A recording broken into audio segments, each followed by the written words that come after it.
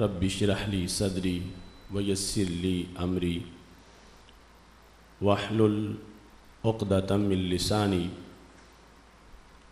یفقہوا قولی۔ احمدک اللہم یا مجیب کل سائل والصلاة والسلام علی من هو افضل الوسائل وعلى آلہ واصحابہ ذوی الفضائل، اما بعد فاعوذ باللہ من الشیطان الرجیم، بسم اللہ الرحمن الرحیم۔ قال عیسی ابن مریم اللہم ربنا انزل علینا مائدۃ من السماء تکون لنا عیدا لاولنا وآخرنا وآیۃ منک وارزقنا وانت خیر الرازقین۔ صدق اللہ العظیم وصدق رسولہ النبی الکریم الامین۔ ان اللہ وملائکتہ یصلون علی النبی یا ایہا الذین آمنوا صلوا علیہ وسلموا تسلیما۔ الصلاۃ والسلام علیکہ یا سیدی یا رسول اللہ وعلی آلک واصحابک یا حبیب اللہ۔ مولا صلی وسلم دائما ابدا علی حبیبک خیر الخلق کلہم، منزہ عن شریک فی محاسنہ فجوہر الحسن فیہ غیر منقاسم۔ محمد تاج رسول اللہ قاطبۃ،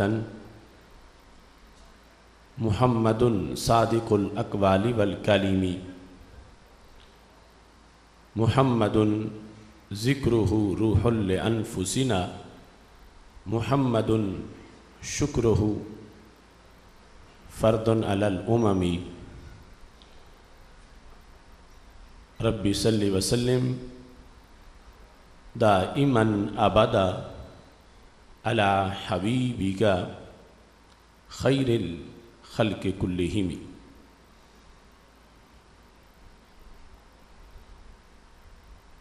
میلاد کا جشن منانے سے، میلاد کا جشن منانے سے دل رحمت سے بھر جاتا ہے، مسرور ہوائیں چلتی ہیں، ایمان کا علم لہراتا ہے۔ جب یاد میں ان کی اشکوں سے آنکھوں کے کٹورے بھرتے ہیں، تب گنبد خضرا کی جانب دل عاشق کا جھک جاتا ہے۔ وہ پیدا ہوئے تو امت کی بخشش تھی پیش نظر ان کے، میلاد کا جشن منانے سے پھر منکر کیوں گھبراتا ہے۔ ہر ایک کو موت کی وادی میں بالآخر داخل ہونا ہے، میں اس کے مقدر پہ صدقے جو طیبہ میں مر جاتا ہے۔ کب تیرے نگر کی گلیوں میں پلکوں پہ خاک سجاؤں گا، اس فکر مسلسل کا شعلہ آصف کو اب تڑپاتا ہے۔ اللہ تبارک و تعالی جل جلالہ وعم نوالہ واتم برہانہ وعظم شانہ وجل ذکرہ وعز اسمہ کی حمد و ثنا، اور حضور سرور کائنات مفخر موجودات زینت بزم کائنات دستگیر جہاں غم گسار زماں سید سروراں حامی بے قسم قائد المرسلین خاتم النبیین احمد مجتبیٰ جناب محمد مصطفیٰ صلی اللہ علیہ وآلہ واصحابہ وبارک وسلم کے دربار گوہر بار میں ہدیہ درود السلام عرض کرنے کے بعد، وارثان منبر و محراب، ارباب فکر و دانش، نہایت ہی معزز و محتشم حضرات و خواتین، رب ذوالجلال کے فضل اور توفیق سے ادارہ صراط مستقیم پاکستان کے زیر اہتمام گوجرانوالا کی سرزمین پر بھٹی میرج ہال میں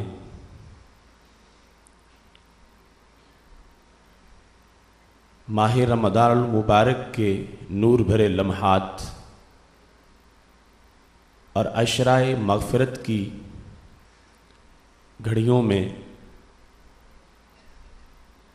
18ویں سالانہ فہم دین کورس میں آج ہماری گفتگو کا موضوع ہے عید میلاد کیوں اور کیسے۔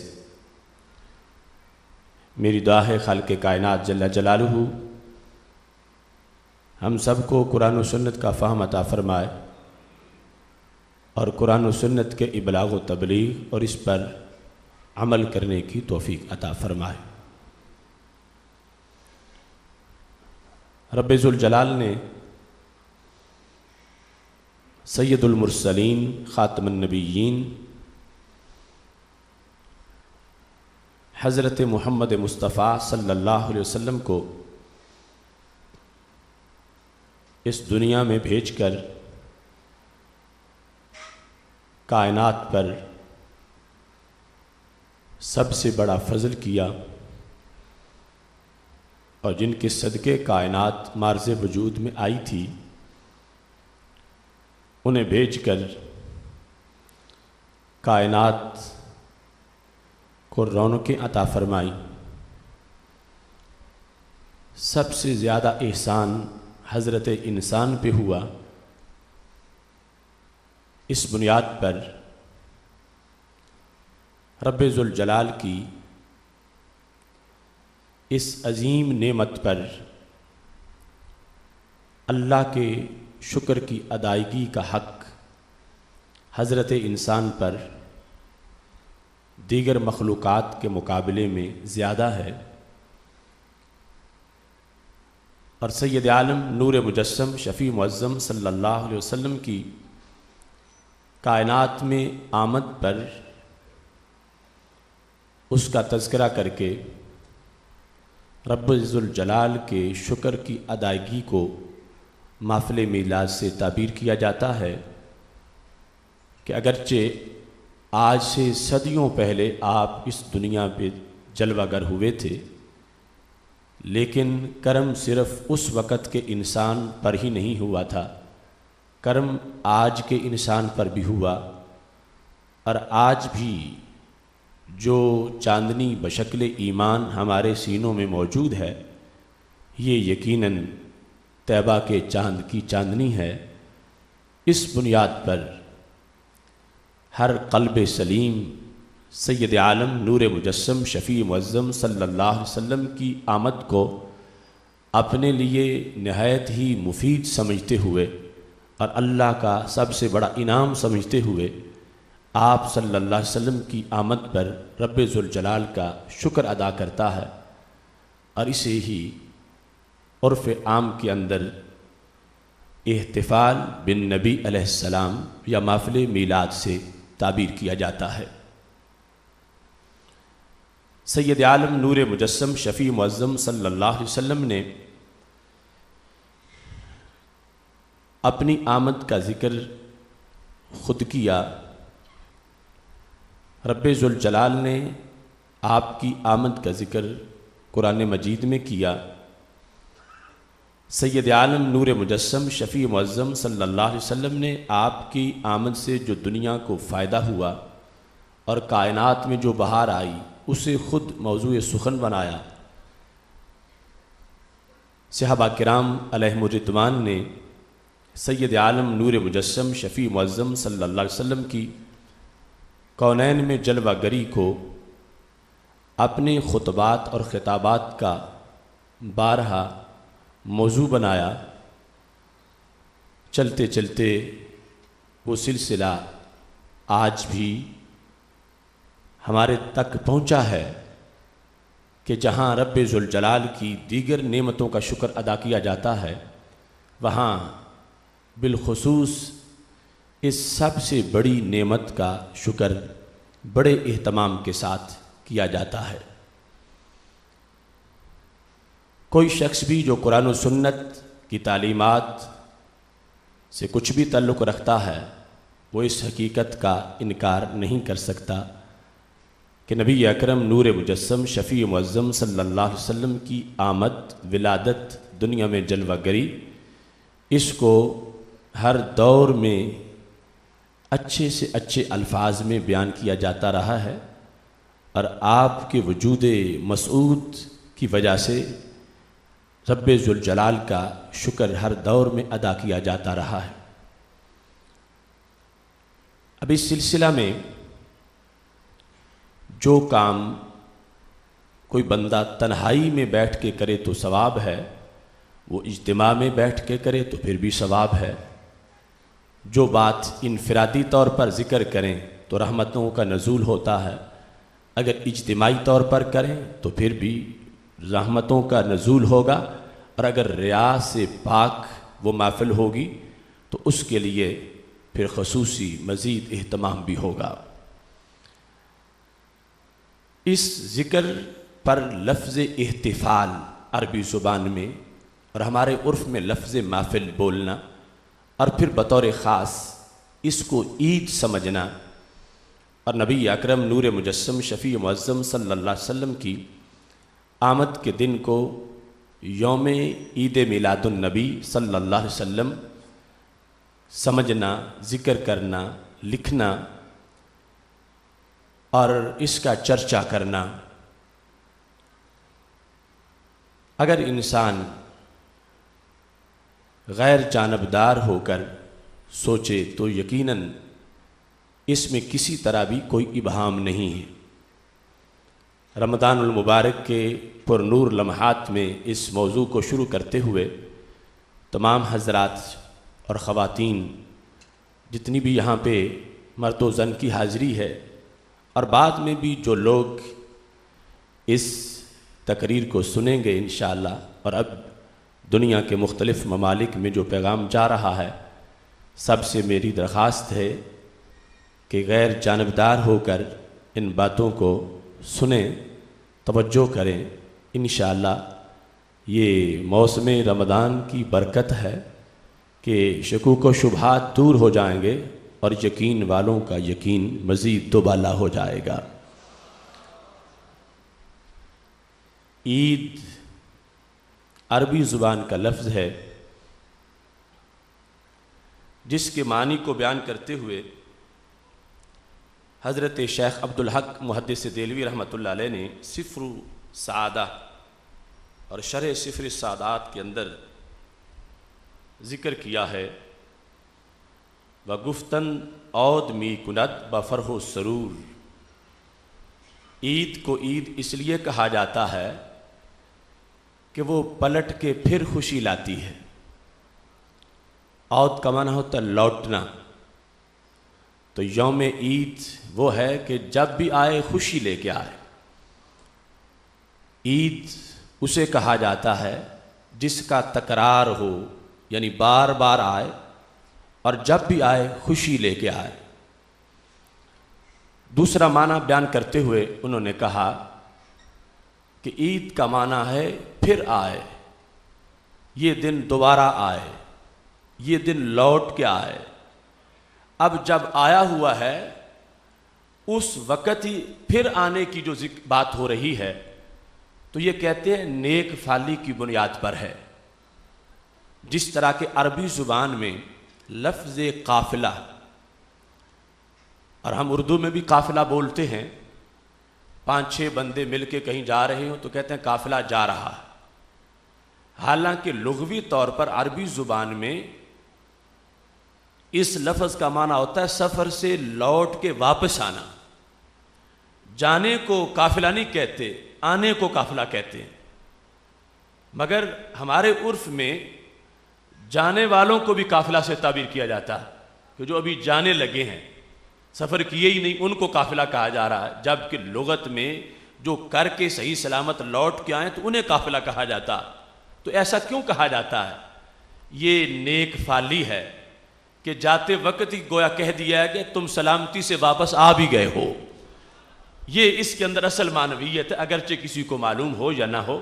تو حضرت شیخ عبدالحق محدث دہلوی رحمۃ اللہ علیہ کہتے ہیں کہ دن آیا عید کا اور اب پھر اسے عید کہا جا رہا ہے، تو گویا کہ یہ کہا جا رہا ہے لوگوں حیران پریشان نہ ہونا، اگلے سال کا یہ دن گویا کہ آ چکا ہے، یہ لوٹ آیا ہے، یہ واپس آ بھی گیا ہے، سال گزر بھی گیا ہے۔ یعنی آج کا دن جو عید کا دن ہے، اس سے جو اگلا دن ایک سال کے گزرنے کے بعد ہوگا، اس کے لحاظ سے عید کا دن کہہ کے یہ کہا جا رہا ہے کہ اس کے بارے میں کوئی تردد نہیں، کوئی دوری نہیں، رب کا کرم ہے، یوں سمجھو کہ پھر یہ دن سال گزر کے آ گیا ہے۔ اس بنیاد پر عربی زبان کے اندر اس کا اطلاق ہوتا ہے اور اس کے ساتھ پھر خوشی اور سرور کا اس میں ہونا ضروری ہوتا ہے۔ ہم نے آج کے موضوع میں جو لفظ استعمال کیے، عید میلاد، عید کا ذکر بھی ہے اور لفظ میلاد کا ذکر بھی ہے، اور پھر کیوں اور کیسے سے اس کی داستان مکمل ہوگی۔ لفظ میلاد اس کے لحاظ سے کچھ لوگوں کو بڑی تشویش ہے اور پوچھتے ہیں یہ صیغہ کیا ہے، اس کا مطلب کیا ہے، اس کا معنی کیا ہے۔ اس سلسلہ میں یہ لسان العرب کی تیسری جلد میرے پاس ہے۔ اس تیسری جلد کے اندر چونکہ یہ بہت بڑی لغت کی کتاب ہے اور اس کے اندر ابن منظور افریقی نے لغت کی گتھیاں سلجھائی ہیں اور بہت سے امور کو بڑی تفصیل سے بیان کیا ہے۔ تو انہوں نے اس میں لکھا میلاد الرجل اسم الوقت الذی ولد فیہ، میلاد الرجل اسم الوقت الذی ولد فیہ، کسی کا میلاد اس وقت کو کہا جاتا ہے کہ جس وقت میں اس کی ولادت ہوئی ہو۔ میلاد الرجل اسم الوقت الذی ولد فیہ، جس وقت ہم کہتے ہیں میلاد النبی صلی اللہ علیہ وسلم، تو مطلب کیا ہوگا؟ وہ وقت جس میں ہمارے نبی علیہ السلام کی ولادت ہوئی۔ میلاد النبی علیہ السلام کا مطلب کیا ہے؟ وہ وقت جس وقت کے اندر ہمارے آقا صلی اللہ علیہ وسلم کی ولادت ہوئی۔ عرب اس کے لیے لفظ مولد استعمال کرتے ہیں، ہمارے عرف میں لفظ میلاد زیادہ طور پر استعمال کیا جاتا ہے، تو مولد کے لحاظ سے بھی انہوں نے کہا کہ مولد الرجل وقت ولادتہ، کہ کسی کا مولد اس سے مراد اس کی ولادت کا وقت ہوتا ہے۔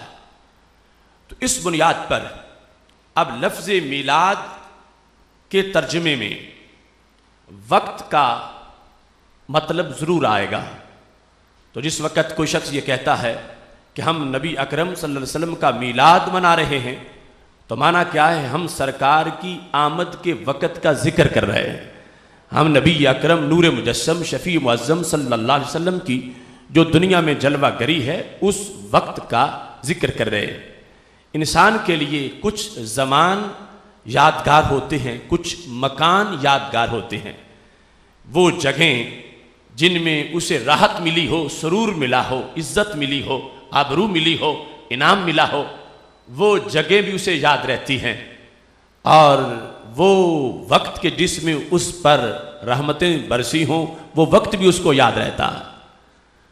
تو پوری کائنات کے لیے یہ لمحہ جس میں ہمارے آقا سید المرسلین حضرت محمد مصطفیٰ صلی اللہ علیہ وسلم دنیا میں جلوہ گر ہوئے تھے، وہ لمحہ پوری کائنات کے لیے ایک یادگار وقت ہے، اور اس میں کوئی مبالغہ نہیں ہے، کوئی ادیب کی نکتہ آفرینی یا کوئی مجاز یا کوئی استعارہ یا کوئی کنایا، ایسی کوئی صورتحال نہیں ہے۔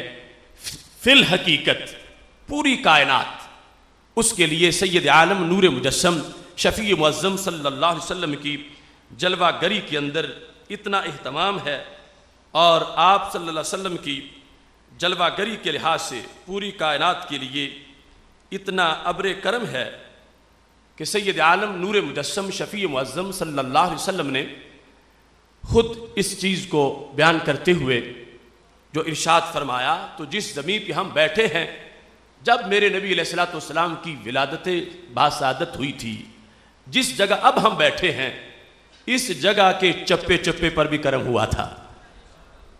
پوری کائنات میں جہاں بھی کوئی رہتا ہے، جہاں بھی کوئی ہے، اس جگہ کو سرکار کی ولادت مکہ شریف میں ہوئی تھی لیکن فیض ہر جگہ تک پہنچا تھا۔ اور اس کا ذکر سید عالم نور مجسم شفیع معظم صلی اللہ علیہ وسلم کا وہ فرمان ہے جو بخاری شریف میں حدیث شریف 335 نمبر کی حدیث ہے، اور حضرت جابر بن عبداللہ رضی اللہ تعالی عنہ ارشاد فرماتے ہیں کہ ہمارے آقا صلی اللہ علیہ وسلم نے ارشاد فرمایا، اوتیت خمسا لم یؤتہن احد قبلی، مجھے 5 چیزیں ایسی دی گئیں جو میرے سوا کسی کو نہیں دی گئیں، مجھ سے پہلے کسی کو بھی نہیں دی گئی، عام تو کیا خواص کو بھی نہیں ملی، مطلب کیا نبیوں کو بھی نہیں ملی۔ تو معنی کیا بنا کہ میں اس طرح آیا ہوں کہ میری آمد جیسی کسی نبی کی بھی کوئی آمد نہیں تھی، مجھے رب نے ایسا بنایا ہے کہ میری مثل تو نبیوں میں بھی کوئی نہیں ہے۔ اور یہ صرف 5 نہیں، دوسرے مقامات پر مجموعی طور پر 80 سے زائد ایسی چیزیں ہیں جو صرف ہمارے نبی علیہ الصلوۃ والسلام کا خاصہ ہیں اور آپ کے سوا کسی کو نہیں ملی۔ ان کا ذکر کرتے ہوئے ہمارے نبی علیہ الصلوۃ والسلام نے ارشاد فرمایا، جعلت لی الارض مسجدا وطہورا، 5 میں سے ایک، چونکہ سب کے ذکر کرنے کا وقت نہیں، ان میں سے ایک چیز یہ ہے، جعلت لی الارض مسجدا وطہورا، میرے لیے ساری زمین کو مسجد بنایا گیا، میرے لیے۔ اگر نفس الامر میں خود ہی مسجد ہوتی پھر تو پہلوں کے لیے بھی ہوتی۔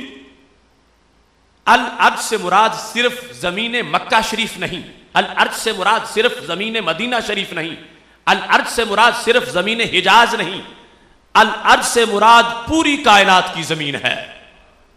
پوری کائنات کی زمین اس خوبی سے محروم تھی کہ اس پہ جہاں بھی سر رکھیں تو سجدہ رب کو ہو جائے، یہ تاریخ کے کسی دور میں بھی زمین کو شان نہیں ملی تھی۔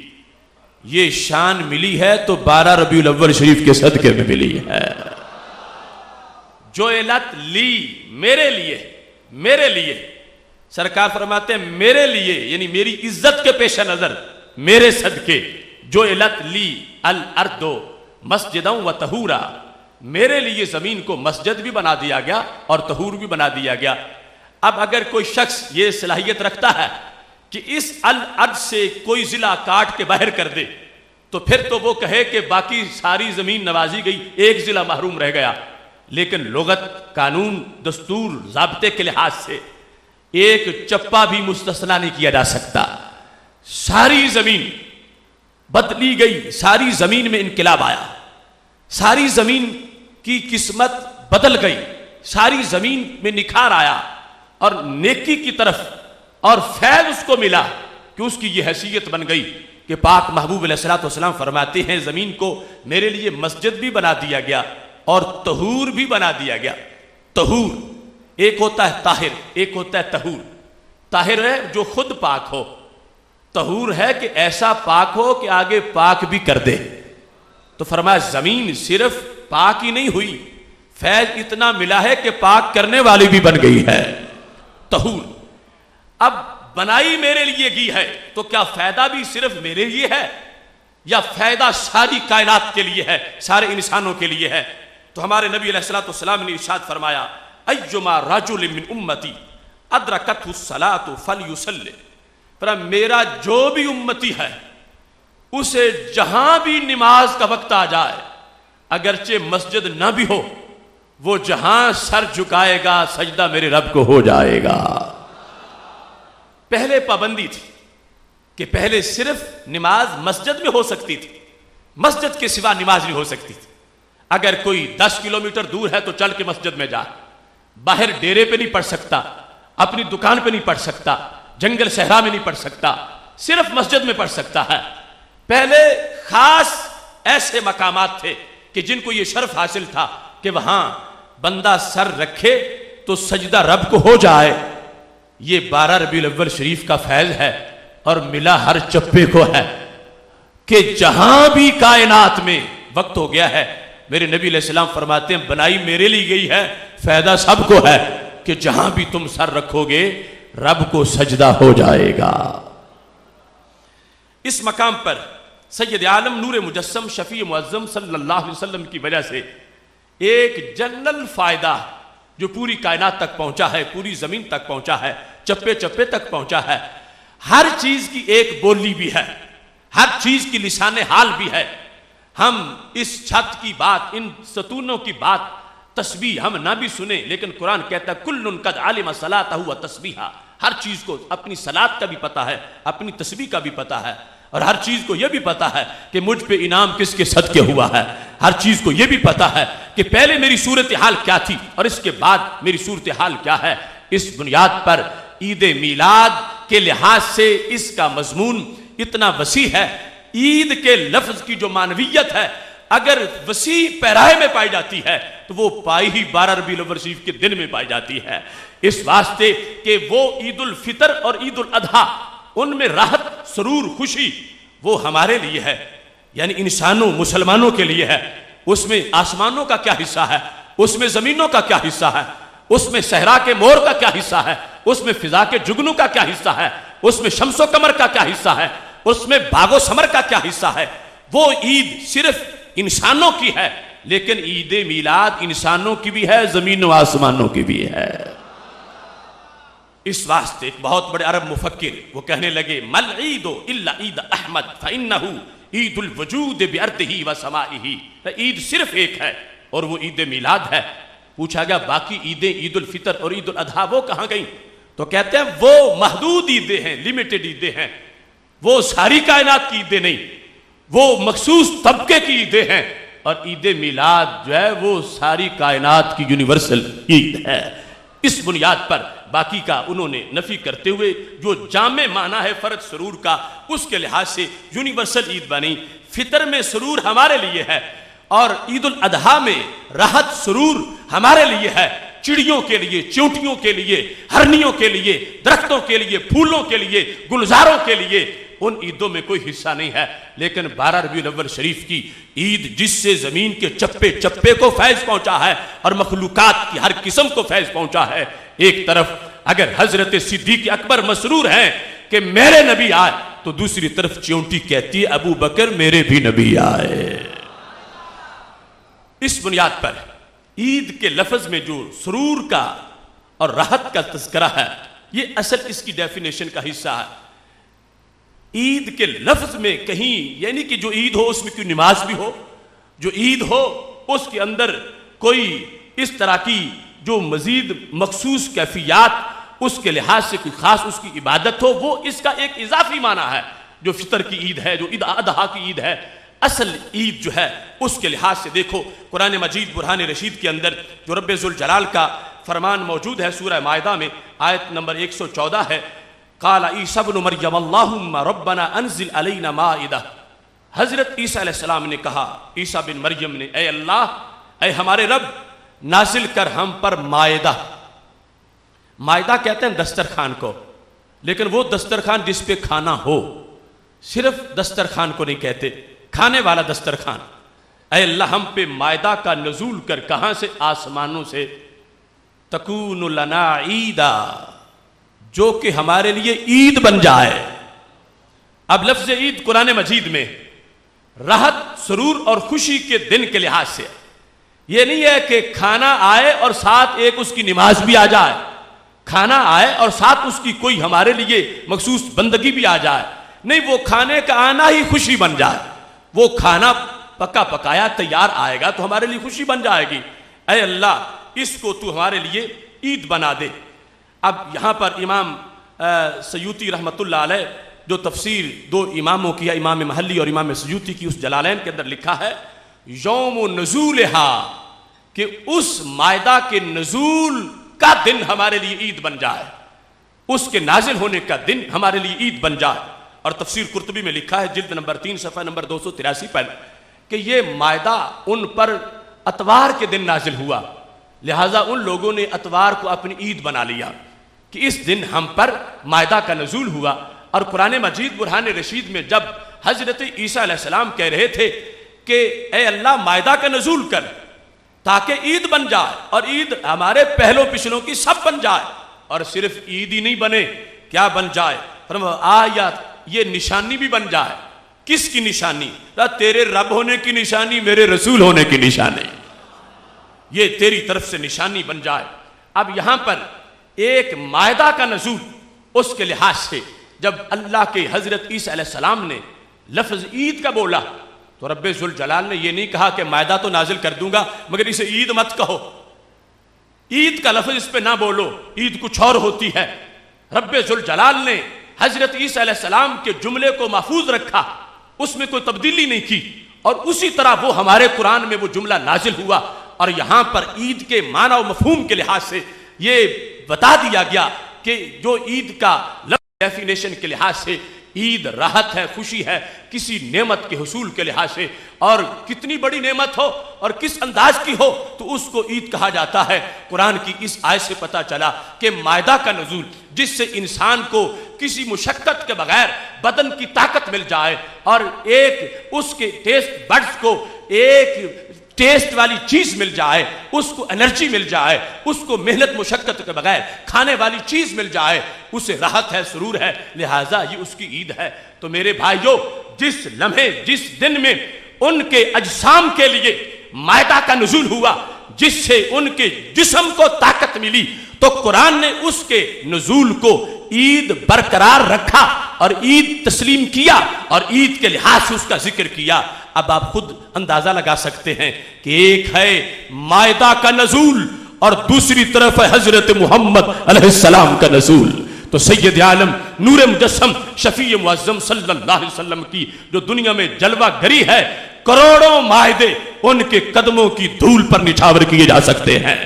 اس واسطے ان کی آمد سے جو کائنات کو فیض ملا ہے اور جو خوشی ملی ہے، یہ کوئی ایک دو عیدیں نہیں، یہ کوئی 3-4 عیدیں نہیں، رب کعبہ کی قسم ہے کروڑوں عید کے الفاظ اس دن پہ نچھاور کیے جا سکتے ہیں۔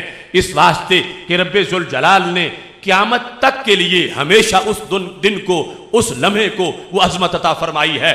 اگرچہ ہر سال نئی ولادت نہیں ہوتی، ان جیسا کوئی ہے ہی نہیں، ایک بار آئے ہمیشہ کے لیے کائنات کو روشن کر دیا، لیکن جب بھی وہ دن آتا ہے وہ عید ضرور ہے، وہ رحمت ضرور ہے، اس میں انوار ضرور ہیں۔ جس طرح کے آج سے صدیوں پہلے قدر کی رات میں قرآن نازل ہوا تھا، ہر سال نیا نازل نہیں ہوتا، لیکن ہر سال رمضان جب آتا ہے تو قدر کی رات پھر 1000 مہینے سے بہتر ہوتی ہے۔ اگرچہ نیا قرآن نازل نہ بھی ہو، وہ ایک مرتبہ کا نزول ہمیشہ کے لیے اس رات کو مالا مال کر گیا ہے۔ ایسے ہی ایک مرتبہ کی میرے نبی علیہ السلام کی جلوہ گری نے ہمیشہ کے لیے 12 ربیع الاول شریف کو ہزاروں عیدوں سے اونچا مرتبہ عطا فرما دیا ہے۔ کیا ملا 12 ربیع الاول شریف کو؟ اس کا ذکر بھی میرے نبی علیہ السلام خود فرماتے ہیں۔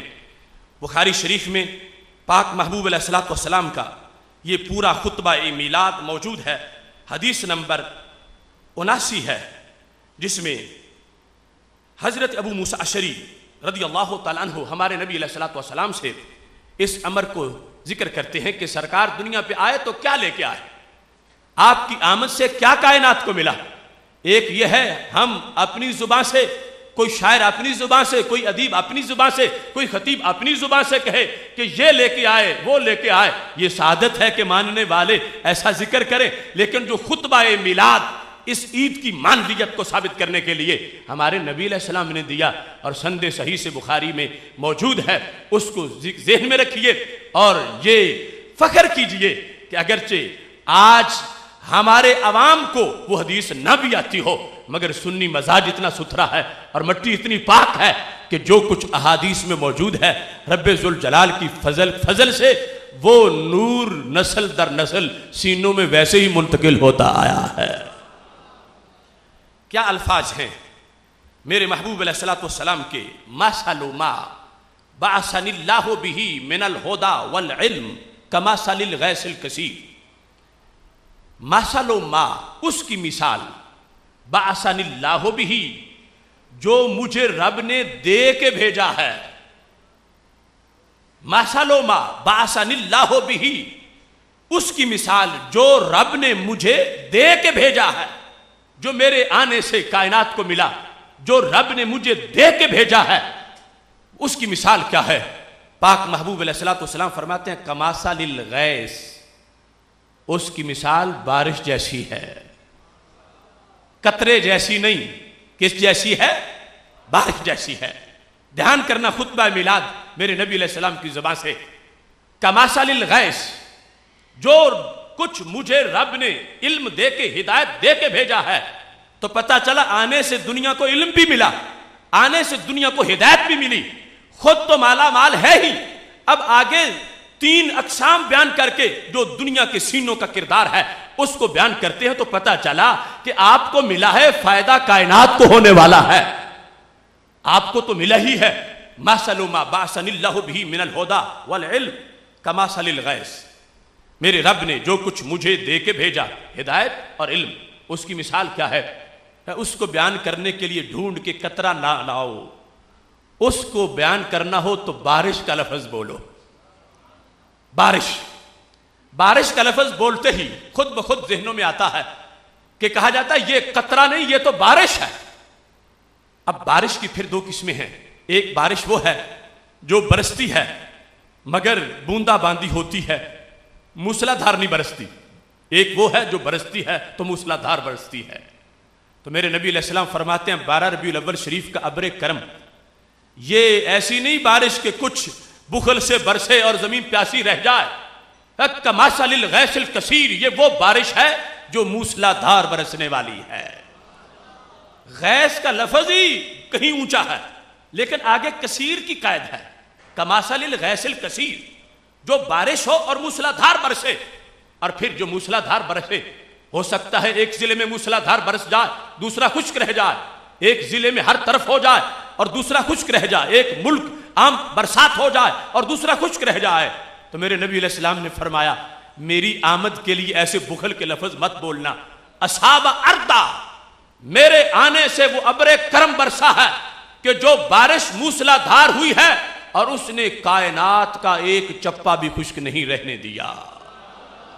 اصحاب اردا، پوری کائنات پہ برسی ہے، ایک طرف زمین، دوسری طرف فضا، درخت، پرند چرند، حیوانات، جو کچھ بھی کائنات پہ ہے، زمین کو بھی حصہ ملا اور کائنات کے اوپر جو کچھ ہے اس کو بھی حصہ ملا، زمین کے لیے پھر مزید فیض ملا۔ فرمایا اصحاب اردا، میں جو لے کے آیا ہوں وہ ساری کائنات کے لیے، گورے کے لیے، کالے کے لیے، چھوٹے کے لیے، بڑے کے لیے، امیر کے لیے، غریب کے لیے، یہ بارش فقیر کی کٹیا پہ بھی برسی ہے، بادشاہ کے کاشانے پہ بھی برسی ہے۔ اصحاب اردا، جو کچھ میں لے کے آیا ہوں وہ یہ ہے۔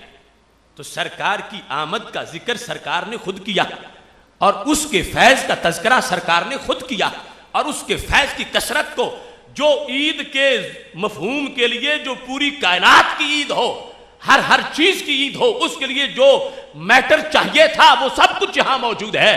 فرمایا اصحاب اردا، میں نے کوئی ایسی تقسیم نہیں کی کہ فلاں فلاں ایریا نوازا جائے فلاں رہ جائے، نہیں، اس برستا نہیں دیکھ کے ابر رحمت، ہر طرف برسات ہوئی ہے۔ اصحاب اردا، پوری کائنات پر اس کا بارش کا فیض پہنچا ہے۔ آگے صورتحال 3 طرح کی زمین ہے اور اس لحاظ سے ان کو فائدہ ہے۔ اس بات کو آگے بیان کرنے سے پہلے میں اس چیز کو واضح کرنا چاہتا ہوں، کتنی نکمی وہ سوچ ہے کہ جس کے پاس ترازو ہے اور نیت ہے کہ میں تولوں رب کے نبی کی شان کو، نیت ہے کہ میں تولوں ان کے علم کو، نیت ہے کہ تولوں ان کے فضل کو، نیت ہے کہ تولوں ان کی ہدایت کو، تو میرے نبی علیہ السلام نے لفظ بول کے قیامت تک کے دماغ مطمئن کر دیے، جو میرا ہے وہ ترازو رکھ دے۔ کیوں؟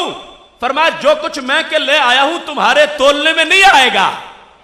کیوں؟ فرمایا وہ تو بارش ہے، اور بارش جو موسلا دھار برسے، تو تمہارے شہر میں جو بارش 1 گھنٹہ برسے اس کے جب قطرے کوئی نہیں گن سکتا، تو جو پوری کائنات میں ہر وقت برسے اس کے قطرے کون گن سکے گا؟ ہر تشبیہ میں کوئی نہ کوئی حکمت ہوتی ہے، کوئی نہ کوئی مقصد ہوتا. کیوں فرمایا کہ میں بارش بن کے آیا ہوں؟ میرا علم بارش ہے، میری ہدایت بارش ہے، میرا فضل بارش ہے، اور بارش بھی غیث کثیر اور اصابہ اردن پوری کائنات پر ہے. تو یہ تھا کہ تاکہ ماننے والے مطمئن ہو جائیں کہ یہاں ترازو چلتے ہی نہیں، کوئی پیمانہ بنا ہی نہیں. رب جانتا اس نے دیا کیا ہے، یہ جانتے ہیں لیا کیا ہے، اور کسی کے بس میں ہی نہیں کہ وہ کوئی حد بناتا پھرتا پھرے. اس بنیاد پر سید عالم نور مجسم شفیع معظم صلی اللہ علیہ وسلم کے علوم کی بات ہو یا فضل و کرم کی بات ہو، میں دعوت فکر دیتا ہوں ان لوگوں کو جو ختم بخاری بھی کرتے ہیں، تقریب تکمیل بخاری بھی کرتے ہیں. تو کیا اس حدیث سے آنکھیں بند کر کے گزر جاتے ہیں اور پھر پڑھاتے پڑھتے یہ ہے کہ اتنا جانتے تھے، اتنا نہیں جانتے تھے، ظاہر جانتے تھے، باطن نہیں جانتے تھے، معاذ اللہ دین جانتے تھے، دنیا نہیں جانتے تھے، ظاہر جانتے تھے، غیب نہیں جانتے تھے. یہاں پر میرے نبی علیہ السلام نے جو انداز بیان اپنی زبان سے کیا ہے، کوئی بتائے کس کے پاس یہ طاقت ہے. اگر اس گوجرانوالا کی زمین میں 1 گھنٹہ برسنے والی بارش کے قطرے گننا کسی کے بس میں نہیں ہے، تو جو ساری کائنات پہ برسے اور ہر وقت برسے، اس کے قطرے پھر کوئی نہیں گر سکتا. اب یہاں پر جو زمین و آسمان کی عید ہے، میں بغداد شریف میں تھا، وہاں ایک تقریب میں میری بھی عربی میں تقریر تھی اور محققین دوسرے موجود تھے. مل عید ہو الا عید احمد فانہ عید الوجود بارضہ و سمائہ. عید ہے ہی صرف ایک، وہ عید وجود ہے. ہر چیز جس کو وجود ملا ہے اس کی وہ عید ہے. اگر وجود کا حق وہ ادا کرتی ہے اس کے لیے یہ عید ہے. اب ہر چیز کے لیے عید ہے، یہ کیسے محض تخیل نہیں، رنگین بیانی شاعر کی نہیں، یہ حدیث میرے نبی علیہ السلام کی بتا رہی ہے کہ کیا کچھ لے کے آئے، کتنا ملا. تو پھر جس دن مائدہ کا نزول ایک قوم کے لیے ہو وہ دن عید ہو، اور جس دن نور کا نزول پوری کائنات کے لیے ہو تو وہ کتنی بڑی عید ہوگی. حضرت عیسیٰ علیہ السلام ایک قوم کے لیے تھے، 2 قوموں کے بھی نہیں تھے، چہ جائے کہ کروڑوں قوموں کے ہوں. اللہ فرماتا ہے وما ارسلنا من رسول الا بلسان قومی، ہم نے ہر رسول کو اپنی قوم کی زبان کے ساتھ بھیجا.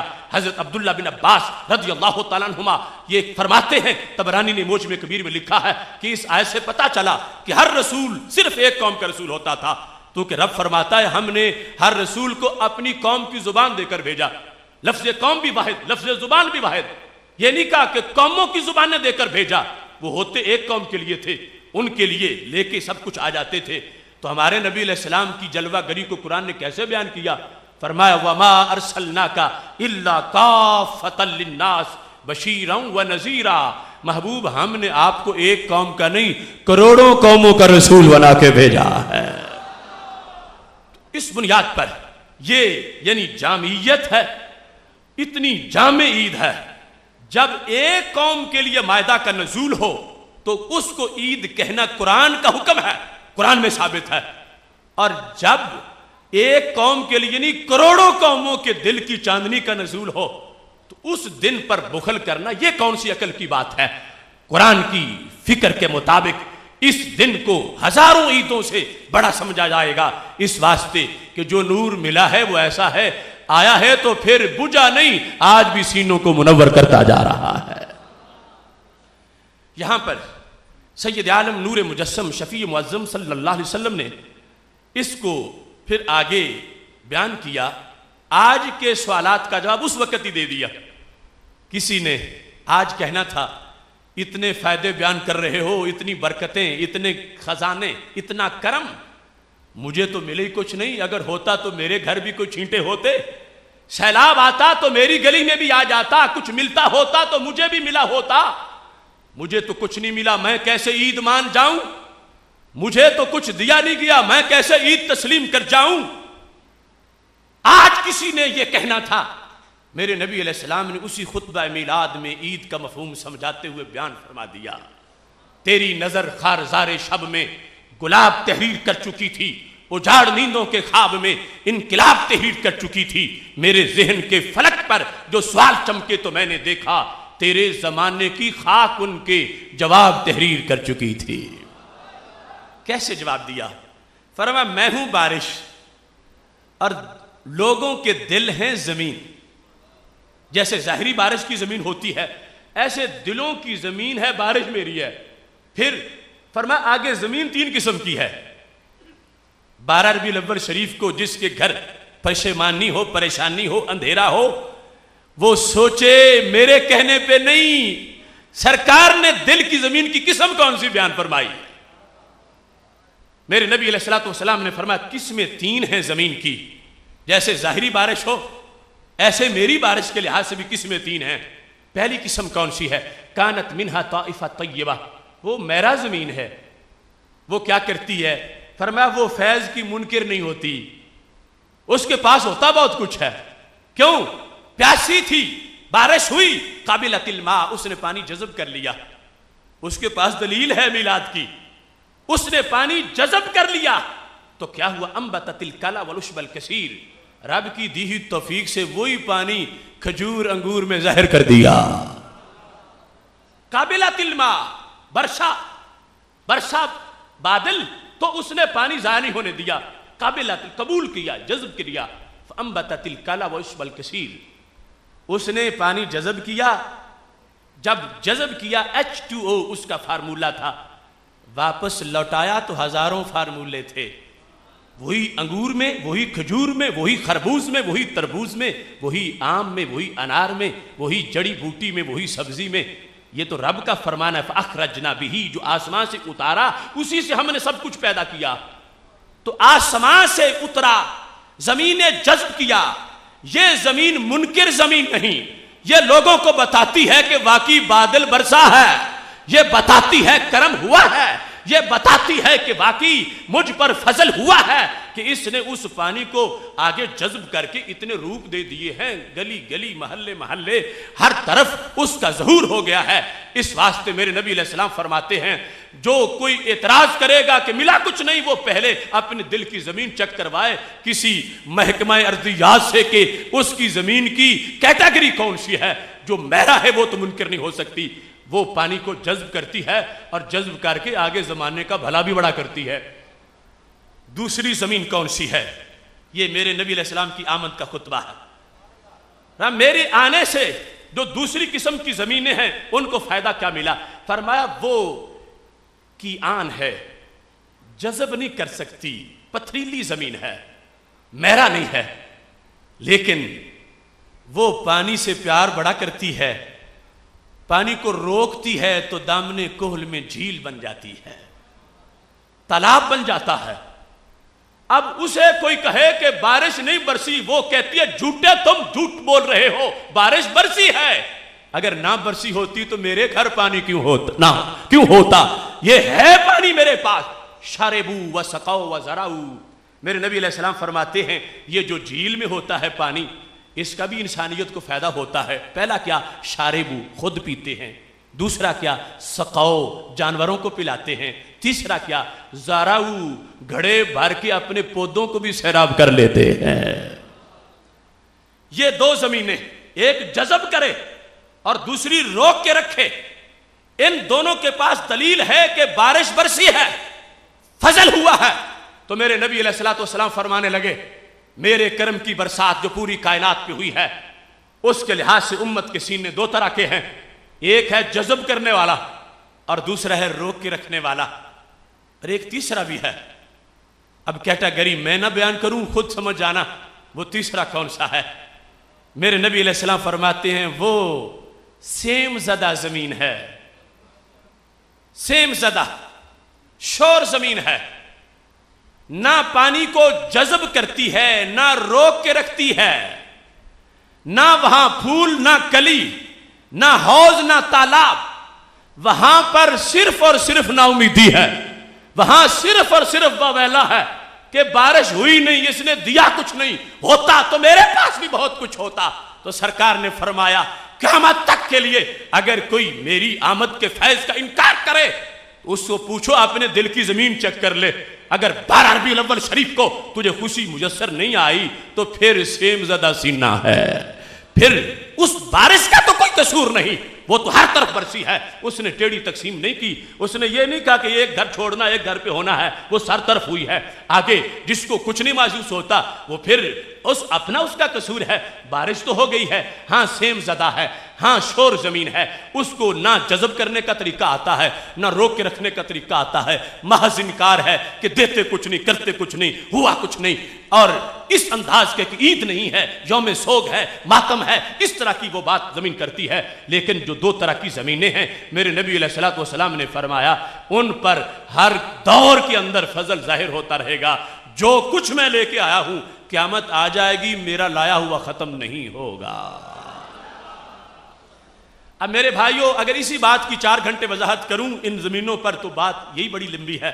لیکن مثال ہے, خود سوچتے رہنا, اس میں خود تمہاری سوچ بھی پرواز کرتی رہے گی کہ کیا وجہ ہے کہ 12 ربیع الاول شریف کو کچھ گھروں میں خوشی ہے, کچھ میں نہیں ہے, جبکہ نبی آئے تو ہر طرف بہار آئی, سب پر فضل ہوا. آخر ایسا ہو کیوں گیا؟ انہوں نے ٹیڑھی تقسیم نہیں کی. آگے ان سے رویہ 2 طرح کا یا 3 طرح کا, اس کی وجہ کیا ہے؟ یہاں پر سید عالم نور مجسم شفیع معظم صلی اللہ علیہ وسلم کی مثال کے لطافت بڑی ہے. آپ سے بڑھ کے اچھی مثال انسانوں میں کوئی نہیں دے سکتا. جوامع کلم, اسی لیے میدان محشر ہوگا. آدم و فمن دونہ تحت لوائی, حضرت آدم علیہ السلام سے لے کر حضرت عیسیٰ علیہ السلام تک سارے میرے جھنڈے کے نیچے ہوں گے. جلوس چلے گا, قیادت میں کروں گا. رب کا دربار آئے گا, سب چپ کر جائیں گے, تقریر میں کروں گا. تو اس واسطے کہ سب سے اچھا سلیقہ ہے, سب سے اچھی خطابت ہے. اب مثال دے کر اور بھی مسئلہ حل کر دیا, ضمن اس کو بھی کہہ دوں. اب پانی آسمان سے آیا تھا وہ اور تھا, اور جو پھر مالٹے میں ہے یہ اور ہے, جو انگور میں ہے وہ اور ہے, جو کھجور میں ہے وہ اور ہے. کھاتے سبھی ہیں, لیکن کچھ لوگوں کا اصول ان کو اجازت نہیں دیتا. اگرچہ یہاں وہ بے اصولی کر جاتے ہیں, ان کے اصول کے مطابق صرف آسمان سے اترا ہوا پینا چاہیے. کیوں؟ جو زمین نے مالٹے میں دیا یہ تو بدعت ہے, جو کھجور میں ہے وہ بھی بدعت ہے, جو انگور میں ہے وہ بھی بدعت ہے. رب کا نازل کردہ H2O ہے, باقی سارا تو زمین نے رب کی دی ہوئی توفیق سے بنایا ہے. اور اگر سب اس کو پیتے وقت بدعت نہیں سمجھتے, کہتے ہیں رب کا فضل ہے, زمین کی شان ہے, اور رب نے دی ہے کہ اس نے اس پانی کو کنورٹ کر دیا, اتنے ذائقوں میں استعمال کرنا چاہیے. تو پھر اگر مالٹا اچھا لگتا ہے تو فقیہ کی بنائی ہوئی فقہ بھی اچھی لگنی چاہیے. اگر انگور کھجور کا پانی اچھا لگتا ہے تو پھر میلاد کی خوشیوں کا نیا انداز بھی اچھا لگنا چاہیے. اوپر سے پانی اترا ہے, زمین نے جذب کیا ہے, جیسا زمانہ آیا ہے ویسا خوشی کا اظہار آ گیا ہے. ہاں حرام نہیں, کسی حرام کا مکروہ ممنوع کا ارتکاب نہیں. جو طریقہ ہے اس پانی کو جذب کرنے کا, آگے اسی کے مطابق جو ہے کوئی کپڑے خرید کے کسی کو دے رہا ہے, کوئی دیگیں پکا رہا ہے, کوئی جھنڈیاں لگا رہا ہے. یہ سارا وہ H2O مختلف روپ اختیار کر چکا ہے. اس واسطے کہ سینہ ایسا ہے جو جذب کرتا جا رہا ہے اور آگے فیض بانٹتا چلا جا رہا ہے. محتشم سامعین حضرات, عید کا وسیع تر مفہوم فرق سرور کے لحاظ سے یہ پوری کائنات کو میسر ہے. اس واسطے یہ عید ہی نہیں بلکہ عیدوں کی عید ہے. اب ساتھ دوسری کمپنی کا بھی جائزہ لینا ہے. وہ کہتے ہیں تم عیدوں کی عید کہتے ہو, یہ تو سرے سے عید ہے ہی نہیں, کیونکہ عیدیں صرف 2 ہیں. ان کا جھگڑا ہے, وہ کہتے ہیں عیدیں صرف 2 ہیں, تیسری ہے ہی نہیں, اور تم اس کو عید بھی مان رہے ہو اور عیدوں کی عید بھی مان رہی ہو اور کروڑوں عیدوں سے بڑی بھی مان رہے ہو. یہ کیسے ہو سکتا؟ اس سلسلہ میں چند حوالہ جات عرض کرتے ہوئے بات کو آگے بڑھاؤں گا. یہ میرے پاس الخطب المنبریہ فی المناسبات العصریہ سہل بن فوزان بن عبداللہ آل فوزان, جو حرم شریف کے فتوے, حرم شریف کے افتاء کی ڈیوٹیاں اور بہت سے امور کے لحاظ سے مہارت, اور اس پر مخالف کیمپ کو پورا ناز. یہ ان کی کتاب جو ہے اس کے 2 حصے ہیں. دوسرے حصے کے اندر صفحہ نمبر 367 اس کے اندر یہ لکھا ہے ففی الدنیا للمؤمنین ثلاثۃ آیات، ففی الدنیا للمؤمنین ثلاثۃ آیات، دنیا میں مومنوں کی 3 عیدیں ہیں۔ ثلاثہ کا مطلب کیا ہوتا ہے؟ ثلاثۃ آیات کا کیا مطلب ہے؟ 3 عیدیں۔ آیات عید کی جمع ہے۔ مسلمانوں کے لیے دنیا میں کتنی عیدیں ہیں؟ 3۔ ابھی آغاز ہے، اس کے بعد آگے اس کی مزید وضاحت ہوگی۔ لہٰذا وہ جو ان لوگوں نے گلی گلی جھگڑا کر رکھا ہے کہ تم عید لیے پھرتے ہو، عید بناتے ہو، عید کہتے ہو، عیدیں تو ہیں ہی 2، تم کہتے اپنے گھر دیکھ لو، ان سے پوچھو کہ عیدیں کتنی ہیں۔ عید پر جو بریک لگائی ہوئی تھی 2 کی، اس کو توڑنے کے لیے ان کو یہ دکھا رہا ہوں کہ وہ خود اس مقام پر عید کے لفظ پر بحث کرتے ہوئے نے لکھا کہ دنیا میں مومنین کے لیے جو ہیں وہ 3 عیدیں ہیں۔ لہٰذا پتہ چلا کہ 2 سے آگے بھی کچھ سوچنا چاہیے، 3 عیدیں بھی ہیں۔ اس کے بعد صرف 3 نہیں، 3 سے زیادہ بھی ہیں۔ یہ میرے پاس جامع ترمذی ہے، اس کے اندر حدیث شریف موجود ہے کہ عیدوں کی بحث سورہ مائدہ کے بیان کے اندر عیدوں کا ذکر کرتے ہوئے یہاں پر قال رجل من اليهود لعمر بن الخطاب یا امیر المومنین لو علینا انزلت هذه الآیہ اليوم اکملت لکم دینکم واتممت علیکم نعمتی ورضیت لکم الاسلام دینا لاتخذنا ذلك اليوم عیدا۔ حضرت عمر رضی اللہ تعالیٰ عنہ کو ایک یہودی نے کہا، اے عمر امیر المومنین ہو تم، اگر یہ آیت ہماری کتاب میں اترتی جو تمہاری کتاب میں اتری ہے، لَاتَّخَذْنَا ذَلِكَ الْيَوْمَ عِيدًا، تو جس دن یہ اترتی ہم اس دن کو عید بناتے۔ کون سی آیت؟ الْيَوْمَ أَكْمَلْتُ لَكُمْ دِينَكُمْ، کہ آج میں نے تمہارے لیے تمہارے دین کو مکمل کر دیا۔ دشمنوں کو بھی پتہ ہے کہ اس میں شان بڑی ہے، کہ ڈوز دی جاتی رہی رب کی طرف سے انسانیت کو، لیکن یہ نہیں کہا کسی دور میں جو دینا تھا دے دیا ہے۔ یہ 12 ربیع الاول شریف کی چاندنی ہے کہ پہلی مرتبہ یہ اعلان ہوا، انسانیت جو تمہیں میں نے دینا تھا میں نے دے دیا ہے، تمہارے لیے تمہارا دین مکمل کر دیا۔ اب وہ کہنے لگے اگر یہ آیت ہمیں ملتی تو ہم اس کو عید بناتے، اس دن کو۔ حضرت عمر رضی اللہ تعالی عنہ نے جب یہ بات سنی تو آپ نے یہ نہیں فرمایا کہ آیات کے نزول سے عیدیں نہیں بنتی، تم ایک آیت کے نزول پہ عید کہہ رہے ہو۔ ہرگز حضرت عمر رضی اللہ تعالی عنہ نے یہ نہیں کہا، بلکہ فرما انی لعالم، میں یہ جانتا ہوں، ای یوم نزلت ہذہ، جس دن یہ اتری ہے اس دن کو میں جانتا ہوں، اور اس کا نتیجہ کیا ہے۔ فرما تم ایک عید کی بات کرتے ہو، ہماری تو اس دن 2 عیدیں تھیں، جمعہ بھی تھا، عرفہ بھی تھا، اور عرفہ بھی عید کا دن ہے، جمعہ بھی عید کا دن ہے۔ بلکہ اس مقام پر ترمذی کے اندر یہ لکھا ہے کہ حضرت عبداللہ بن عباس رضی اللہ تعالی عنہ نے یہ آیت پڑھی، الیوم اکملت لکم دینکم، تو ایک یہودی نے کہا کہ یہ آیت اگر ہم پہ نازل ہوتی لاتخذنا یومہا عیدا، ہم اس کے نزول کو عید بنا لیتے، یہ یہودی نے کہا۔ تو حضرت عبداللہ بن عباس رضی اللہ تعالی عنہ نے کیا جواب دیا؟ فرما انہا نزلت فی یوم عیدین، تم ایک عید کی بات کرتے ہو، یہ تو 2 عیدوں والے دن نازل ہوئی تھی، 2 عیدوں والے دن۔ اب میں نے عیدیں 4 ثابت کرنی ہیں۔ کیوں؟ یہ 2 عیدیں کون سی ہیں؟ کیا عید الفطر یا عید الاضحیٰ ہے؟ نہیں، یہ تھا عرفہ کا دن، 9 ذو الحج کا دن، 9 ذو الحج کا دن، اور 9 ذو الحج نہ عید الفطر ہو سکتی ہے نہ عید الاضحیٰ ہو سکتی ہے۔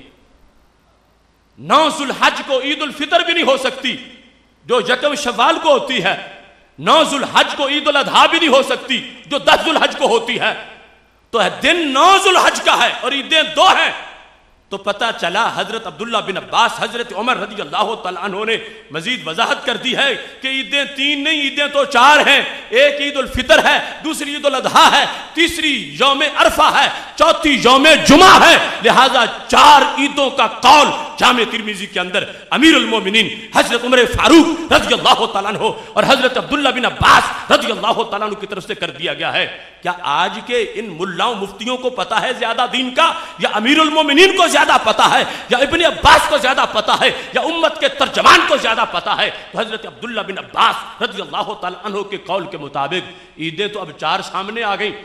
فرمایا جس دن یہ اترا فی یوم عیدین، 2 عیدوں کے دن اس کا نزول ہوا، اور وہ دن نہ عید الفطر کا دن ہے نہ عید الاضحیٰ کا دن ہے. اس کو 2 کیوں کہا؟ ایک عرفہ ہونے کی وجہ سے اور دوسرا جمعہ ہونے کی وجہ سے 2 عیدیں ہیں. اس سے پتا چلا کہ نہ تو یہ فکر تھی صحابہ کی کہ ڈٹ جاتے یہودی کے مقابلے میں کہ تمہارا دین جھوٹا ہے اور تم آگے بھی بدعتیں پھیلا رہے ہو کہ عید کے نزول پر ایک آیت کے نزول پر عیدوں کے قول کرتے ہو. عیدیں ایسی نہیں بنتی، عید جو ہے وہ صرف 2 ہے. ہرگز اس طرح کی بات نہ ابن عباس نے کی نہ حضرت عمر رضی اللہ تعالیٰ عنہ نے کی. تو پتہ چلا ان کی بھی سوچ یہی تھی کہ آیت کے نزول پر عید بنتی ہے، تم ایک کی بات کرتے ہو، ہماری تو رب نے 2 عید بنائی تھی. اب سوچو ذرا، اگر سینے میں بغض اور حسد نہ ہو تو پھر جھگڑا کیوں ہے؟ اگر صحابہ کرام علیہم رضوان اور پھر حضرت عمر جن کے بارے میں نبی علیہ السلام کا فرمان ہے اشدہم فی امر اللہ عمر، دین کے مسئلے میں جتنے وہ سخت ہیں اتنا کوئی بھی نہیں ہے. وہ عمر جس وقت کہتے ہیں آیت کا نزول، اور پھر میں جانتا ہوں کہ جس دن میں نازل ہوئی ہے، جس وقت عید کے لفظ پر انہوں نے چڑ محسوس نہیں کی اور یہ نہیں کہا کہ اس دن کی تو کوئی خاص نماز ہی نہیں کہ عید بنے. عید تو تب بنتی ہے جب نماز ہوتی ہے. ابن عباس نے یہ نہیں کہا یہودیوں عید کیسے بنے گی آیت اترنے سے، عید تب ہوتی ہے جب عید کی کوئی نماز ہوتی ہے. یہ آج لوگوں نے گھونسلے بنا لیے ہیں کہ میلاد کی عید مانتے ہو تو نماز بھی میلاد کی دکھاؤ. عید کے لیے نماز کا ہونا کوئی ضروری نہیں ہے. اب دیکھو جہاں پر عید کا ذکر صحابہ کر رہے ہیں، عید ہے مگر عید کی کوئی نماز نہیں ہے. چونکہ عید کا لفظ لغت میں سینکڑوں ڈکشنریاں پیش کر سکتا ہوں کہ جس کے اندر محض مطلب ہی ایسا ہے کہ جس میں راحت ہو، سرور ہو، خوشی ہو اور ہو دین کی وجہ سے. جس وقت وہ دن ہے اس کے لحاظ سے عید کا اطلاق کیا گیا. اب یہاں پر اس کو عید مانا گیا ہے، اور عید جب ایک آیت کا نزول عید رکھتا ہے شان عید کی، تو جن کے سینے پہ پورا قرآن اترا ہو، جس دن وہ سینہ دنیا پہ آیا ہے، اس دن کو عید ماننے میں میرے قباحت کیا؟ کیوں لوگوں نے تنگی کر رکھی ہے؟ کیوں لوگوں نے پیمانے اپنے جو ہیں ان کو تنگ کر رکھا ہے؟ کیوں ان کے صحنوں پہ ایک جمود طاری ہے؟ کیوں حسد نبی علیہ السلام کی ذات سے ہوتا ہے؟ کیوں بغض سینوں میں ہے؟ وہ کھلے دل سے مانے. ابھی میں بتاؤں گا اپنے گھروں میں انہوں نے بڑی اور بھی عیدیں مانی ہوئی ہیں اور لفظ عید سے اس کو بیان کرتے ہیں، لیکن سرکار کے آنے کے دن کو اتنا بخل، اتنی کنجوسی، اتنا حسد کہ دوسروں کی جھنڈیاں بھی جلا دیں، دوسروں کے جھنڈے بھی اتار دیں، اور باقاعدہ پہلے گھر دیا جلتا ہو اس دن ضرور بجھا کے ہی بیٹھے کہ پتہ چلے کہ زمین شور ہے یا سیم زدہ ہے. اس بنیاد پر آج دعوت فکر دیتا ہوں کہ صحابہ کا طرز حیات دیکھنا ہے، ان کی سوچ کا انداز دیکھنا ہے، تو پھر یہ ضابطے گھڑے ہوئے پاس رکھو، گھر رکھو کہ عید 2 ہیں اور پھر ان میں نماز کا ہونا ضروری ہے عید کے لیے. یہاں عیدیں میں ثابت کر رہا ہوں، 4 ثابت کر چکا ہوں، اور چاروں کا صحابہ کے لحاظ سے، اور پھر یہ جو اس عرفہ اور جمعہ کے لحاظ سے، یعنی وہ مستقل طور پر جو علیحدہ اس کا معاملہ ہے اس کی بھی حیثیت واضح کر رہا ہوں. بلکہ اگلی حدیث جو ہے اس میں اس کی تفصیل، یہ سنن نسائی کے اندر میرے نبی علیہ السلام کا فرمان ہے. یہاں یہ جلد نمبر 3 ہے قاہرہ کی چھپی ہوئی، اس کے اندر سید عالم نور مجسم شفیع معظم صلی اللہ علیہ وسلم کا فرمان حدیث نمبر 3004 ہے، اور اس میں عیدیں کتنی ہیں؟ 5 ہیں. عیدیں کتنی ہیں؟ کتنی عیدیں ہیں؟ اور 5. یہ بیان کسی مفتی صاحب نے نہیں کی، کسی امام نے نہیں کی، یہ سارے رسولوں کے سردار حضرت محمد مصطفیٰ صلی اللہ علیہ وسلم نے بیان کی ہے. لہٰذا وہ سوچ سیم زدہ ایریے کی ہے جو کہے عیدیں صرف دو ہیں، اور یہ بات مدینہ شریف کی ہے۔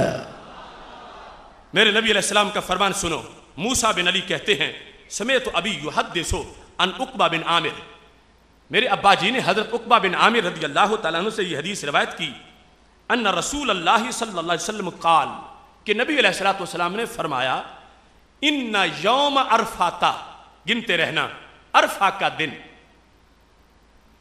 9 ذوالحج کا دن، ان یوم عرفہ، یہ ہے پہلی عید، و یوم النحر، قربانی کا دن، یہ ہے دوسری، و ایام التشریق، ایام تشریق 11 12 13 عید و نا اہل الاسلام، 5 کا ذکر کر کے میرے نبی علیہ السلام نے ارشاد فرمایا، ان یوم عرفہ و یوم النحر، ایک یوم عرفہ اور پھر یوم نحر، اور اس کے ساتھ جو تکبیرات تشریق پڑھتے ہو اس کے لحاظ سے ان دنوں کو شمار کر کے سید عالم نور مجسم شفیع معظم صلی اللہ علیہ وسلم نے آگے لفظ کیا بولا ہے، عید و نا، یہ ساری ہماری عیدیں ہیں۔ سرکار فرماتے ہیں یہ ہماری، زور سے بولو، یہ ہماری، اب کہتے ہوئے سینہ ٹھنڈا ہے، یہ ہماری، اور ہماری کے ساتھ کیا بولا، عیدنا اہل الاسلام، ہم اہل اسلام کی عیدیں ہیں، ہم اہل اسلام کی عیدیں ہیں، ہم اہل اسلام کی عیدیں ہیں۔ سید عالم نور مجسم شفیع معظم صلی اللہ علیہ وسلم کی جلوہ گری سے تشریق کو جو نور ملا، عرفہ کو سرور ملا، یوم نحر کو جو روشنی ملی، جن کے صدقے یہ ساری عیدیں آباد ہوئی، جن کی زبان سے ان کے عید ہونے کا بیان ہوا، جس دن وہ خود جلوہ گر ہوئے، بتاؤ وہ عید کتنی بڑی عید ہوگی زمانے کی۔ نبی اکرم نور مجسم شفیع معظم صلی اللہ علیہ وسلم نے ایام تشریق کو مطلقاً عید کہا، تو اب پتہ کیا چلا، یہاں پر وہ عید الفطر کا تو ذکر ہی نہیں آیا، تو پھر چھٹی تو وہ بن گئی۔ اس بنیاد پر یہ جو ڈاؤن سائزنگ والے ہیں عیدوں کے لحاظ سے، کہاں بریک ان کی لگے گی، ادھر تو بڑھتی جا رہی ہیں، 2 سے 3، 3 سے 4، 4 سے 5، 5 سے 6، اور پھر یہ وہ ہیں جو میلاد کے صدقے بنی ہیں، جو نبی اکرم نور مجسم شفیع معظم صلی اللہ علیہ وسلم کی آمد سے بنی ہیں، جن کی آمد سے دنوں کو یہ روشنی ملی اور عید بن گئے، ان کی آمد کا دن ساری عیدوں سے بڑی عید کی حیثیت رکھتا ہے۔ محتشم سامعین حضرات، اب یہاں پر اس چیز کا تذکرہ ہے کہ دن آیا ہوا ہو 12 ربیع الاول شریف کا، تو امتی کو پھر یاد کیوں نہ آئے، میرے نبی علیہ السلام کا خیال کیوں نہ آئے۔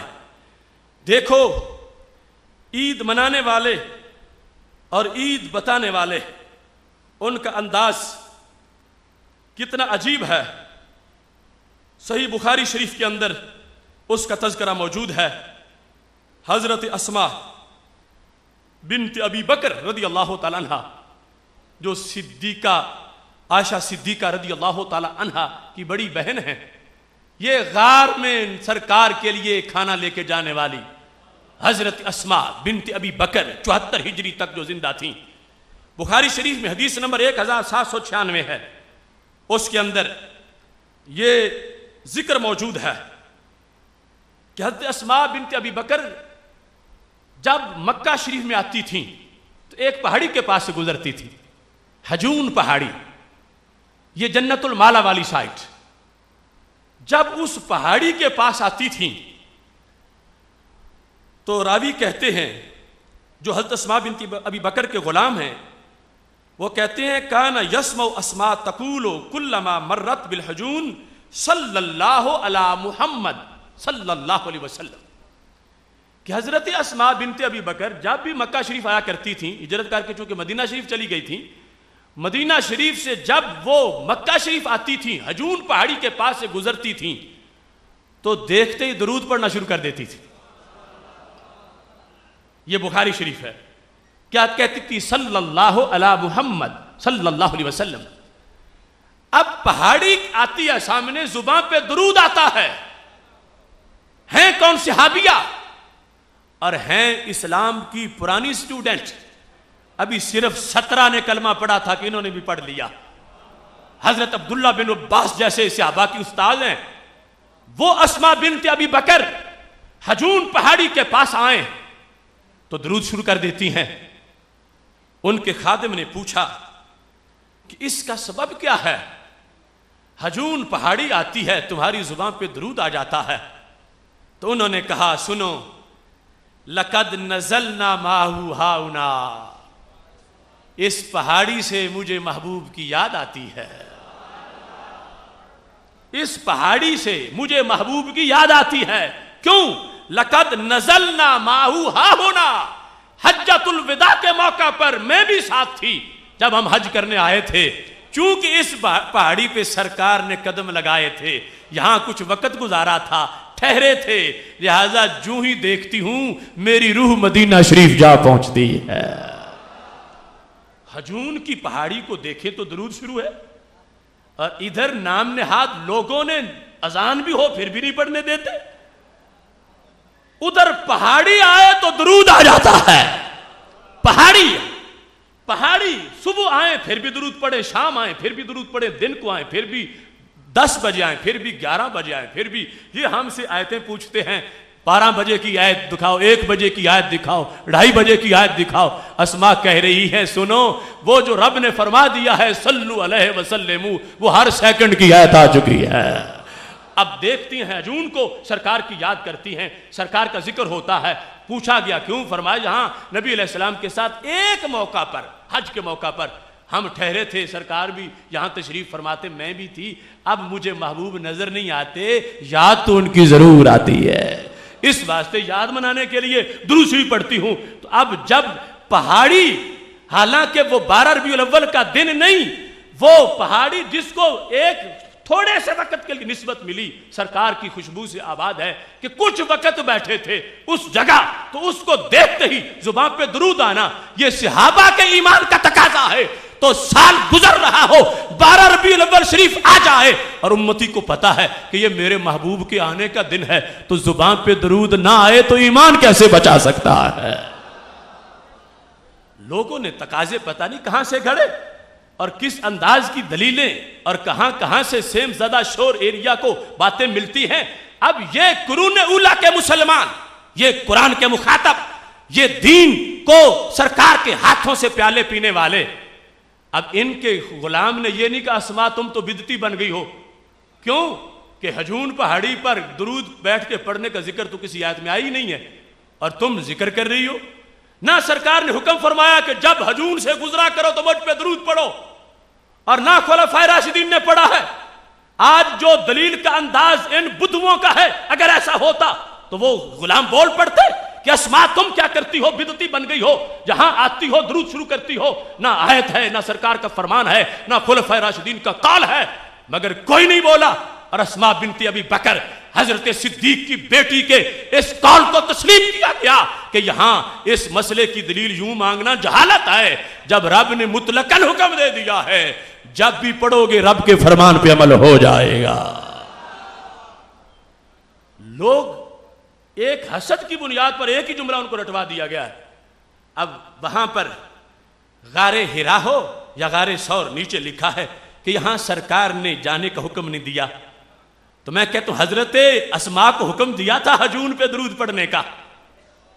صحیح بخاری میں ہے، صحابیہ ہیں، صحابی کی بیٹی ہیں، صحابی کی بیوی ہیں، صحابی کی امی ہیں، صحابی کی بہن ہیں، وہ اسما بنت ابی بکر، وہ درود پڑھ کے بتا رہی ہیں قیامت تک کے مسلمانوں کو کہ یہاں کوئی ترازو لے کے تولتا نہ پھرے میلاد کی محفلوں کو، جہاں سرکار آئے وہاں میلاد بنانا شروع کر دو. سرکار کا خیال کافی ہے. اب یہ بخاری شریف، یہ میرے ہاتھ میں اس حدیث شریف کا نمبر اور اس کا 1796 نمبر ہے. جس نے جہاں سے چیک کرنی ہو چیک کر سکتا ہے. 1237 نمبر پر بھی موجود ہے. یہ حضرت اسماء بنت ابی بکر صحابیہ ہیں. فَإِنْ آمَنُوا بِمِثْلِ مَا آمَنْتُمْ بِهِ فَقَدْ اهْتَدَوْا. قرآن کہتا ہے ایمان چیک کرنا ہے تو صحابہ کے عقیدے کو دیکھ لو, اگر ویسا ہے تو صحیح ہے ورنہ توبہ کر لو. تو اس بنیاد پر ان کا دربار رسالت کے لحاظ سے جو معاملہ ہے اس کو دیکھو کہ کس انداز میں سید عالم نور مجسم شفیع معظم صلی اللہ علیہ وسلم کے ساتھ محبت کی دلیل دے دی ہے.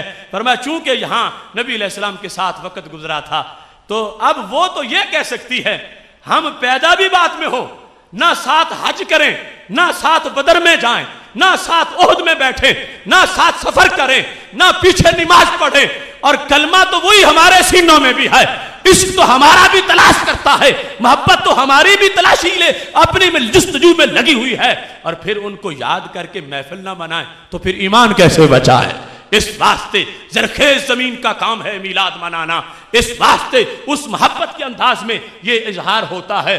کوئی سب سے اعلیٰ ہمارا نبی پڑھ رہا ہے, کوئی مصطفیٰ جان رحمت پہ لاکھوں سلام پڑھ رہا ہے, کوئی الصلاۃ والسلام علیکہ یا رسول اللہ پڑھ رہا ہے. مختلف انداز ہیں اس واسطے کہ وقت آیا ہے کہ سرکار کی یاد آئی ہے. محتشم سامعین حضرات, اس واسطے وہ امام غزالی نے لکھا مجنوں گزرا لیلا کے شہر سے, مستصفیٰ کے اندر لکھا ہے وہ دیواریں چوم رہا تھا تو کسی نے پوچھا کیسا پاگل ہے, یہ کچی گلیاں نہ تو شیش محل ہے کوئی, تو ان کو چومنے کا فائدہ کیا ہے؟ اس نے کہا امر علی الدیار دیار لیلا اقبل ذل جدار وذل جدارا وما تلک الدیار شغفن قلبی ولیکن حب من سکن الدیارا.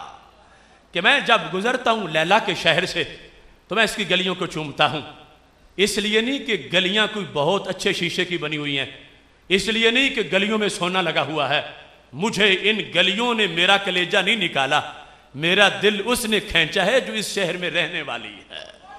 حب من سکن الدیارا, کبھی جس نے یہاں رہائش رکھی تھی کبھی, اس کی وجہ سے میں اس سے پیار کرتا ہوں. یہ 12 ربیع الاول شریف کے دن رات یہ محفل منانے والا, یہ اظہار کرنے والا یہ دنیا کو بتاتا ہے کہ میں کس لیے دیوانہ بن گیا ہوں اور کس لیے یہ صورتحال آئی ہے. یہ کوئی اپنا ذاتی کوئی کمال نہیں, اس گھڑی کا کمال سارا ان کا ہے جو اس گھڑی میں تشریف لائے ہیں. ان کی یاد آ گئی ہے, اس یاد پر میں نے آنسو بہانے شروع کر دیے ہیں, ان کا تذکرہ شروع کر دیا ہے. اس بنیاد پر سید عالم نور مجسم شفیع معظم صلی اللہ علیہ وسلم کے صحابہ کرام علیہم رضوان کا یہ انداز صحیح بخاری شریف کے اندر ایسا ہے. لوگ ہم سے اس انداز میں پوچھنا چاہتے ہیں کہ کس دن کس وقت صحابہ نے میلاد منایا, آخر ان پر بھی یہ دن آتا تھا تو یہ ثابت کرو. تو میں کہتا ہوں کتنا تمہارے پاس پیمانہ تنگ ہے دلیل پوچھنے کا.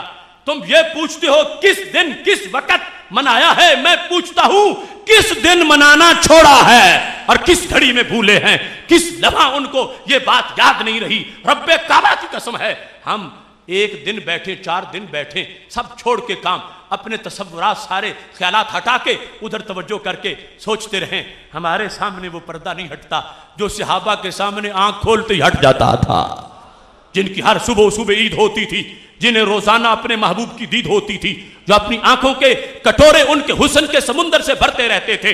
ان کا انداز, ان پر یہ بے وفائی کا الزام ہے کہ کسی ایک وقت کو تلاش کرو, وہ تو ہر وقت ہی میلاد میں ہوتے تھے.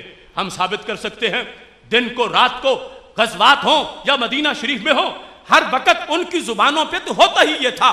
اس سلسلہ میں بھی بخاری شریف کے اندر وہ حدیث شریف موجود ہے جس وقت سید عالم نور مجسم شفیع معظم صلی اللہ علیہ وسلم کا قافلہ خیبر کی طرف جا رہا تھا.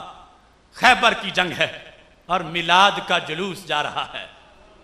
خیبر بخاری شریف حدیث نمبر 4006 اور اس کے علاوہ 5-6 مقامات پر موجود ہے. رات کا وقت ہے, سناٹا ہے, قافلہ چل رہا ہے اور نعت میرے نبی علیہ السلام کی پڑھی جا رہی ہے اور تذکرہ میلاد کا ہو رہا ہے. تذکرہ میلاد کا جاری ہے. اللہم لولا انت مہتدینا ولا تصدقنا ولا صلینا. محبوب اگر تم نہ ہوتے ہم کہاں ہوتے, تم نہ ہوتے ہم کہاں ہوتے. نہ نماز پڑھتے نہ روزہ رکھتے، اب بتاؤ جلسہ میلاد نہیں تو اور کیا ہے، جلوس میلاد نہیں تو اور کیا ہے۔ جا رہا ہے قافلہ، میرے نبی علیہ الصلوۃ والسلام نے سناٹے میں سنا حضرت عامر بن عقبہ کی اس پیغام کو اور ان کی مغفرت کی دعا مانگ دی۔ حضرت عمر کہتے ہیں جیسے سرکار خوش ہو کہ جنگ کے موقع پر یہ کہہ دیں اس کی شہادت کا وقت آ جاتا ہے۔ کہنے لگے لولا متا تنا بھی، محبوب اگر آج یہ نہ بولتے، اس کی زندگی آپ تھوڑی سی لمبی کر دیتے تو کتنا اچھا تھا، آپ لمبی کرتے۔ بخاری ہے، آپ نہ بولتے تو شہادت نہ ہوتی، آپ نے مغفرت کہہ دی شہادت ہو جائے گی۔ اگر آپ آج نہ بولتے ہم مزید میلاد سنتے رہتے، ان سے ہم ان کی نعتیں سنتے، ان سے مزید سنتے رہتے۔ اب یہاں پر شارحین نے بالخصوص ارشاد الساری کے اندر کہا کہ اللہم جو شروع میں ہے، یہ نہیں کہ وہ بات رب کی کر رہے ہیں اللہ تو نہ ہوتا تو ہم نہ ہوتے، اللہ تو ہے ہی ہے۔ بات کس طرح کا، اللہم یوں کہا ہے جیسے بات کرنے سے پہلے بسم اللہ پڑھا جاتا ہے، اور بات کر رہے ہیں محبوب سے، محبوب تم نہ ہوتے ہم کہاں ہوتے، اے کہ پرتو تیرے ہاتھ کا مہتاب کا نور، چاند بھی چاند بنا پاک اشارہ تیرا، چشم ہستی صفت دیدہ آما ہوتی، دیدہ کن میں گر نور نہ ہوتا تیرا۔ یہ مضمون میلاد کا بیان ہو رہا ہے جو اقبال بعد میں اس کا ترجمہ کرتے ہیں۔ اب یہ ہے صحابہ کی ادا خالی کون سی ہے محفل میلاد سے، وہ تو ہر وقت کر رہے ہیں، ہر وقت، ہر جنگ، ہر تذکرہ، ہر جہت ان کی ہے۔ اس واسطے اگر دل میں کھوٹ نہ ہو تو مجبوری کوئی نہیں، اور کسی لحاظ سے کوئی تردد کی وجہ بھی نہیں بچتی۔ انسان کو کھلے دل سے نبی اکرم نور مجسم شفیع معظم صلی اللہ علیہ وسلم کی اس خوشی پر خوش ہونا چاہیے۔ جب ایک کافر نوازا گیا تھا تو ہو امتی غلام، اور خوشی کرے تو وہ محروم کیسے رہ سکتا ہے۔ اس سلسلہ میں بخاری شریف میں موجود ہے، حدیث شریف 5101 ہے کہ ابو لہب نے جس وقت سویبہ کو آزاد کیا تھا، میرے نبی علیہ السلام کی ولادت کی اس نے خوشخبری سنائی تھی، تو انگلی سے اس کو آزاد کر دیا۔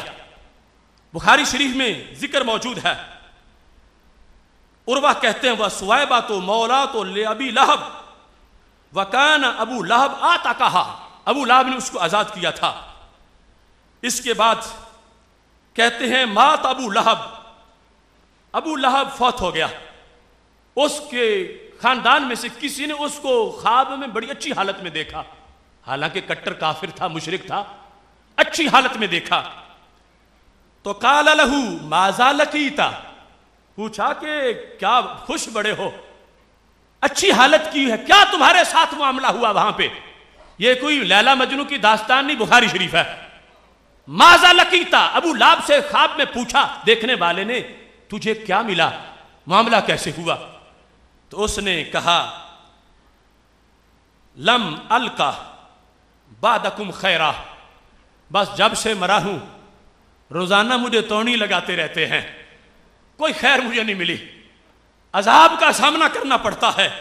غیر انی سکیت فی ہذہ، لیکن اس سے مجھے پلایا جاتا ہے، سکیت مجھے پلایا جاتا ہے، فی ہذہ اس انگلی سے، کیوں؟ بِإِتَاقَتِي سُوَيْبَةَ، اس واسطے کہ میں نے سویبہ کو اس سے آزاد کیا تھا، باقی تو میرے لیے کوئی خیر نہیں ہے، لیکن اس سے چونکہ خوشخبری آئی، میں نے خوش ہو کے آزاد کیا اس سے، تو اس سے مجھے ملتا ہے جو پلاتا ہے مجھے، وہ دودھ ہو، وہ شہد ہو، پانی ہو، مجھے سکی تو اس سے پلایا جاتا ہے۔ اب یہاں پر ایک کافر بندہ ہے، اس کے لحاظ سے اس نے خوشی کی، حالانکہ کفار کے لیے کوئی تخفیف نہیں ہے، لیکن اس کے باوجود نبی علیہ الصلوۃ والسلام کی نسبت سے خصائص موجود ہیں، جس کا ذکر بخاری شریف میں تذکرے میں دیگر مقامات پر بھی ہے۔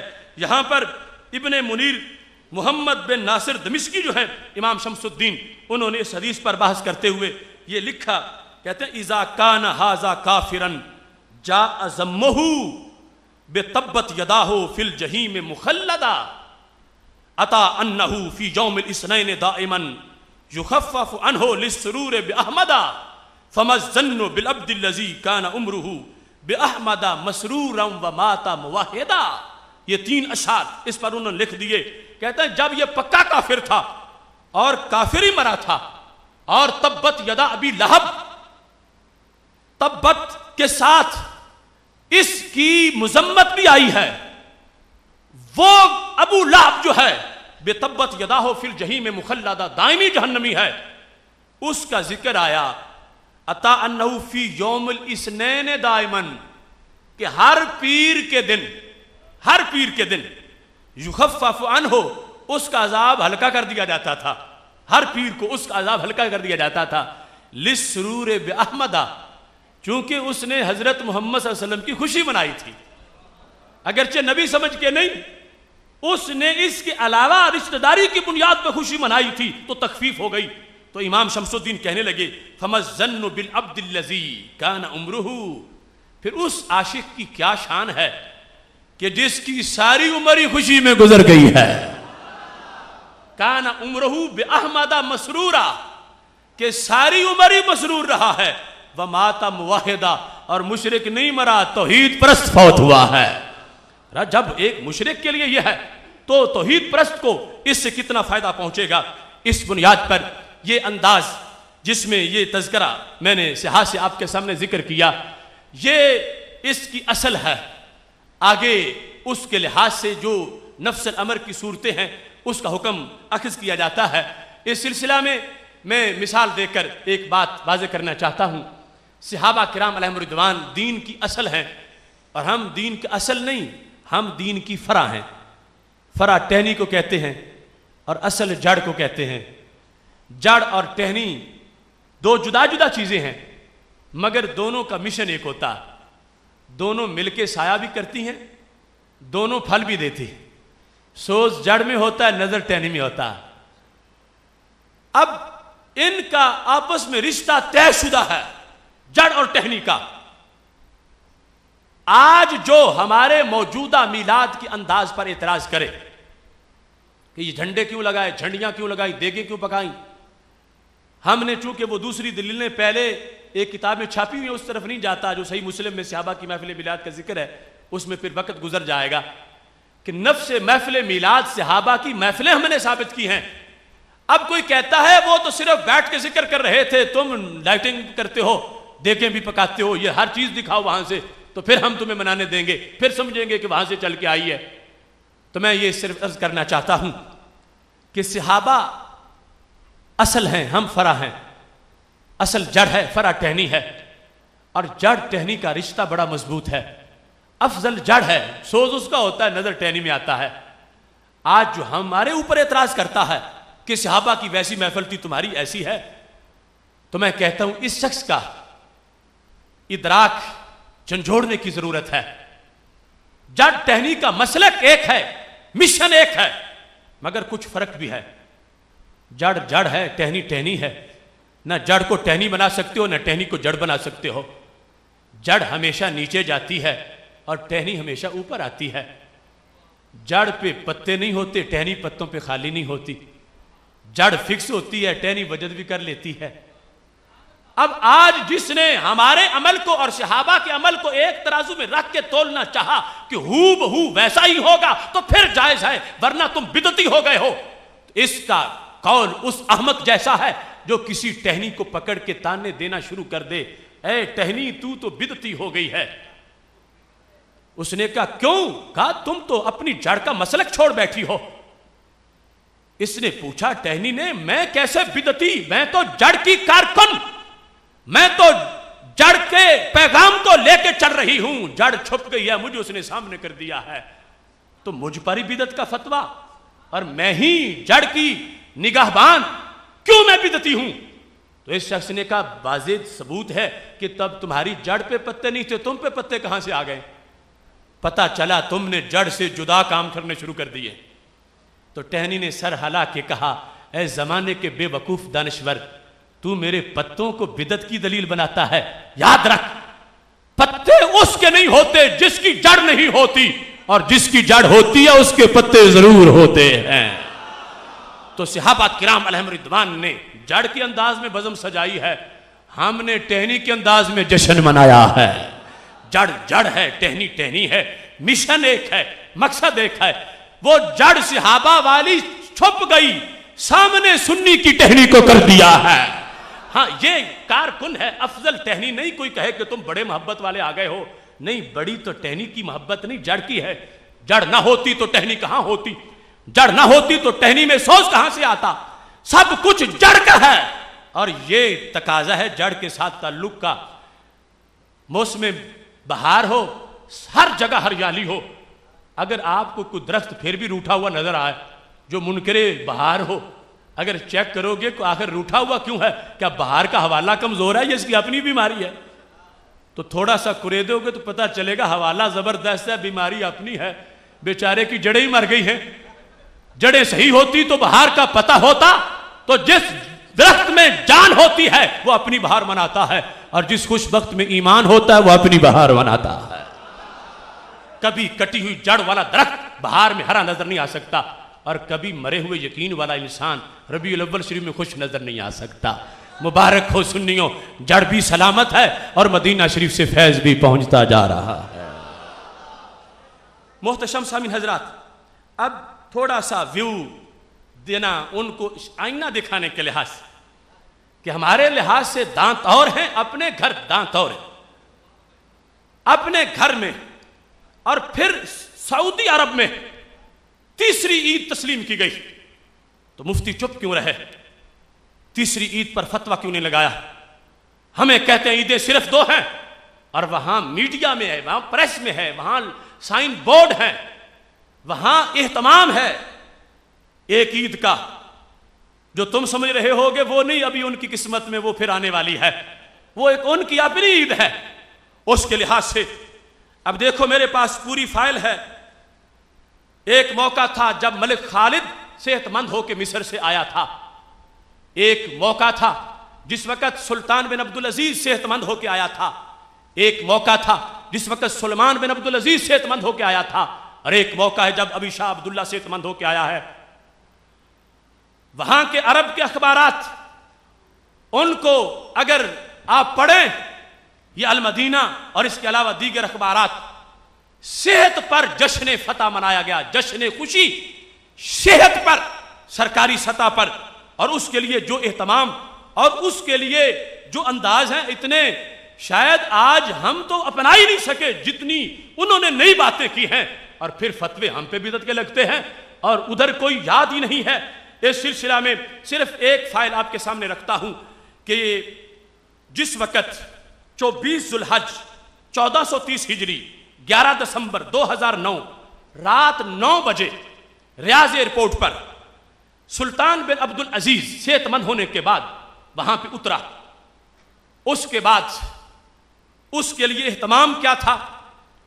اخبارات کے اندر، ریاض شہر کے اندر، سڑکوں کے اوپر، چوراہوں میں، اور بچیوں کا جلوس، عورتوں کا جلوس، اونٹوں کی قربانی، اونٹوں کو ذبح کرنا، قیدیوں کو جیل سے رہا کرنا، اور ریاض کے سب سے بڑے سٹیڈیم میں جلسے کرنا، اور یہ نعرے لگانا آج ہماری تیسری عید بن گئی ہے. یہ سب کچھ وہاں ہوا تو کہاں سو گئے مفتی؟ سرکار کی آمد تیسری عید نہ بن سکے تو سلطان بن عبدالعزیز کی آمد عید کیسے بن گئی ہے؟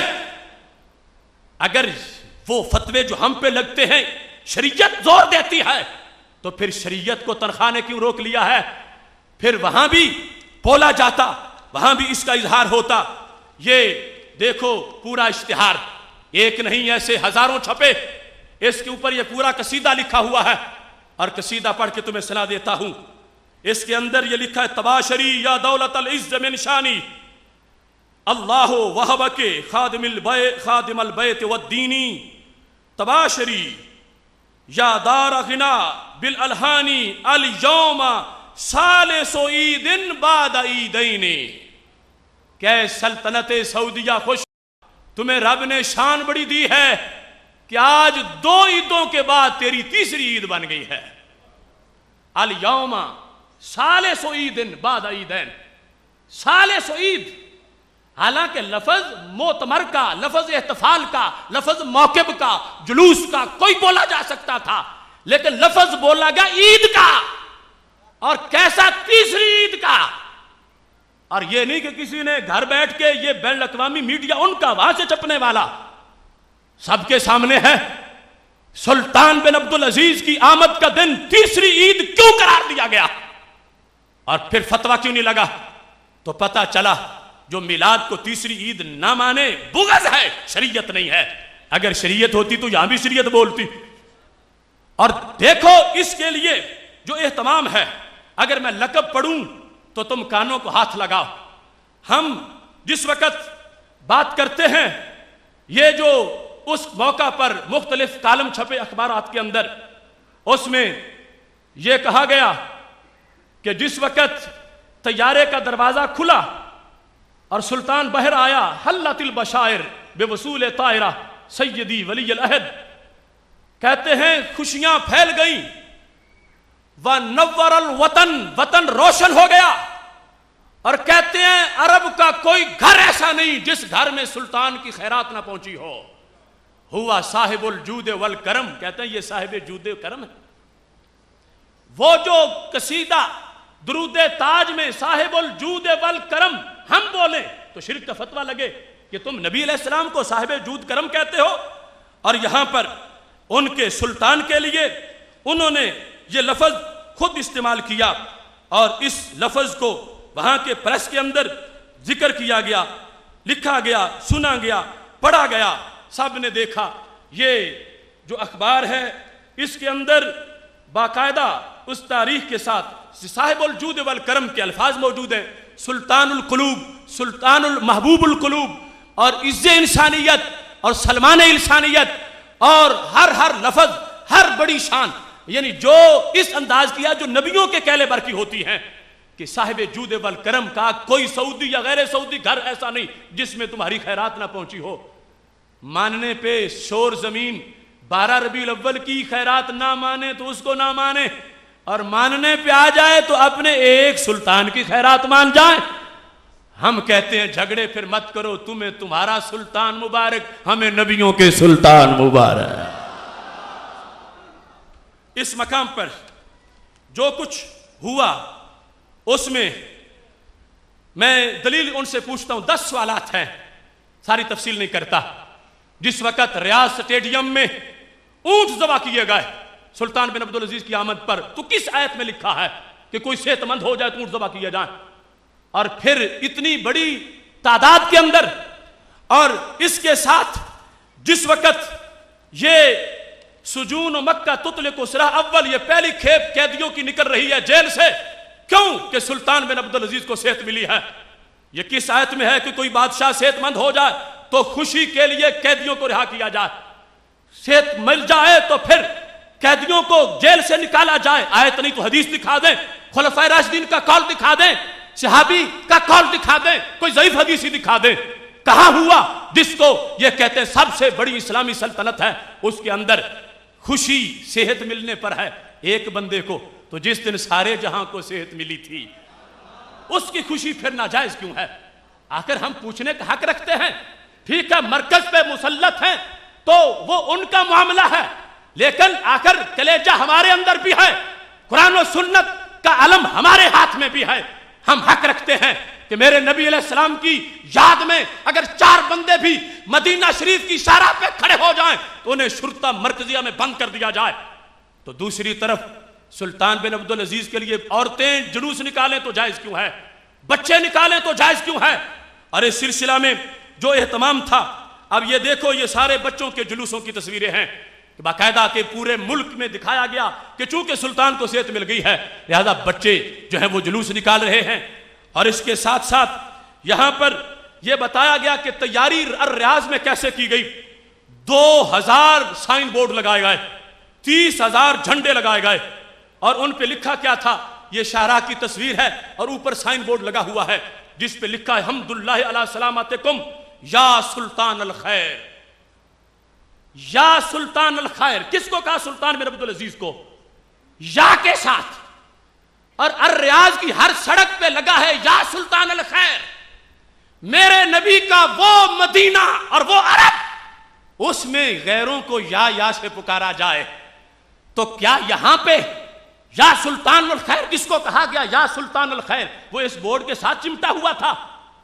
استقبال کے وقت وہ تو باہر بیٹھا تھا بھی امریکہ میں بندہ بیٹھا ہے، اسے عرب والے یا سے کیوں پکار رہے ہیں؟ یا سلطان الخیر کیوں کہا جا رہا ہے؟ جہاں یا رسول اللہ صلی اللہ علیہ وسلم کہنے پر جیل ملتی ہو، وہاں بادشاہوں کے لیے 2000 بورڈ اس کے ہیں، یا سلطان الخیر، اے خیر کے سلطان، اے خیر کے بادشاہ۔ ادھر سرکار فرماتے ہیں ما سلوما باصل اللہ بی من الہدا والعلم، وہ جو سرکار کی خیر ہے وہ جب آئی ہے اور جس کے صدقے سارے جی رہے ہیں، اس کے لیے کوئی ایک بورڈ لگا کے دیکھے، وہاں پہ ایک شخص بھی اکیلا نعرہ لگا کے کہے یا رسول اللہ صلی اللہ علیہ وسلم، یا سلطان الخیر، آپ کے بارے میں ایسا کہے گا تو وہ مجرم قرار پائے گا۔ 10 سال ہو گئے لوگوں کو، ایک نعرے کے جرم میں ان کو قیدوں میں ڈال دیا گیا، اور یہ اپنوں کے لحاظ سے شریعت سو کہی گئی، اپنوں کے لحاظ سے 30,000 جھنڈے، 30,000 30,000 رایا، 30,000 جھنڈے ایک بندے کی صحت پر لگنے جائز ہو تو ایک جھنڈی بھی میرے نبی کی آمد پر ناجائز ہو؟ آخر یہ تقاضا ان کا کیا ہے؟ وہ حبیب پیارا تو عمر بھر، کرے فیض و جود ہی سر بسر، ارے تجھ کو کھائے تپے سکر، تیرے دل میں کس سے بخار ہے؟ اگر جو بنائی ہوئی ہے وہ نافذ تو پھر ساری کرو، اگر میلاد کے لیے ہے تو پھر ان کے لیے ایسا کیوں ہے؟ اس کے لیے باقاعدہ احتفاء بالاحتفال سرکاری آرڈر ہے کہ سارے محفل کرو، سارے جلوس کرو اور سارے اس طرح کے اہتمام کرو۔ یہ ساری چیزیں وہاں پہ، یہ عورتوں کے جلوس جو سلطان کی تصویریں اٹھا کے جلوس نکال رہی ہیں کہ سلطان کو صحت ملی ہے، ہلچل مچ گئی ہے، ایک بندے کو صحت ملی ہے۔ ادھر میرے نبی علیہ السلام کی آمد ہوئی ہے، جہنم کے وہ دروازے بند ہیں، جنت کے دروازے کھل گئے ہیں، عرش سجے ہیں، کائنات میں بہار ہے، لیکن شور زمین کہتی ہے کچھ بھی نہیں ہوا، کچھ کرنے نہیں چاہیے۔ ادھر ایک بندے کی صحت پر اتنا اہتمام کیا جا رہا ہے۔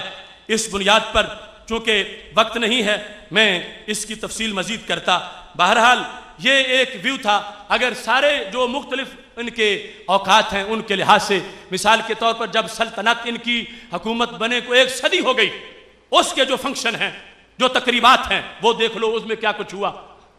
ہم سے شریعت کے فتوے پوچھنے والے، ہم سے تقاضے پورے کروانے والے کہ میلاد کی دیگ کی دلیل دو پھر پکانے دیں گے، تو ہم یہ کہتے ہیں یہ سب کچھ اندھیر نگری بنائی ہوئی ہے۔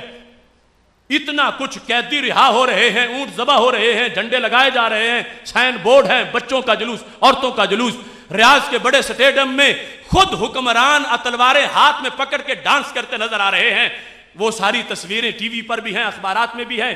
کس بنیاد پر کہ عید کا ہے، تیسری عید آ گئی ہے، تیسری عید آ گئی ہے، بادشاہ کو صحت مل گئی ہے، تو اس واسطے تیسری عید کے ہمیں تانے دینے والے کہتے ہیں تیسری عید کہاں سے لے آئے ہو؟ میں کہتا ہوں ذرا ان سے بھی پوچھ لو جن کی ایڑ پہ چلتے ہو کہ وہ تیسری عید اپنی کہاں سے لے آئے ہیں۔ اس سلسلہ میں فکر وہاں بھی بیدار ہے۔ اور یہ دیکھو، یہ المدینہ اخبار کے اندر کالم چھپا ہے اور اس میں عبداللہ فراج شریف کا کالم ہے۔ اس کا عنوان عام جدید و ارہاب فکری یتجدد، نیا سال اور نئی فکری دہشت گردی۔ اس میں یعنی یہ مدینہ شریف سے چھپنے والا اخبار، اس کے اندر کالم میں انہوں نے لکھا، کہتے ہیں ان لنا اخوہ یسد علینا منافذ الفرح، ہمارے کچھ بھائی ایسے ہیں جو ہر خوشی کے موقع یہ رنگ میں بھنگ ڈالتے ہیں۔ وہاں کے ملا کے بارے میں یہ بندہ لکھ رہا ہے، ہر خوشی کے موقع پر، یہاں تک کہ کہتے ہیں وَلَوْ كَانَ بِعَوْدَةِ ذِكْرَى حَدَثٍ أَقَامَ اللَّهُ لَنَا بِهِ دَوْلَةً وَجَعَلَ مِنَّا أُمَّةً نَاهِدَةً تُؤَسِّسُ لِلدُّنْيَا كُلَّ حِضَارَةٍ تُفِيدُ مِنْهَا أَزْمَانًا أَلَا وَهُوَ حَدْث ہجرت سیدی رسول اللہ صلی اللہ علیہ وسلم۔ کہتا ہے مجھے ان مذہبی لوگوں کے مزاج کا پتہ نہیں چلتا، جب خوشی کا وقت آتا ہے ان کو فتوے یاد آ جاتے ہیں۔ تو یہ کہتا ہے کہ جب نبی علیہ السلام کی سیرت کا بڑا ہی اہم دن آتا ہے، اس دن کی خوشی بھی ہمیں نہیں منانے دیتے۔ کون سا دن؟ کہتا ہے جب میرے نبی علیہ السلام نے ہجرت کی مکہ شریف سے مدینہ شریف کی طرف۔ ہجرت کے دن کو یہ کہتا ہے وہی الذکرہ، یہ ایسی عید ہے یحتفی بہا عالمنا الاسلامی کلو، جو سارا عالم اسلام مناتا ہے، من اقصی الشرق الی اقصی الغرب، پوری دنیا وہ عید مناتی ہے۔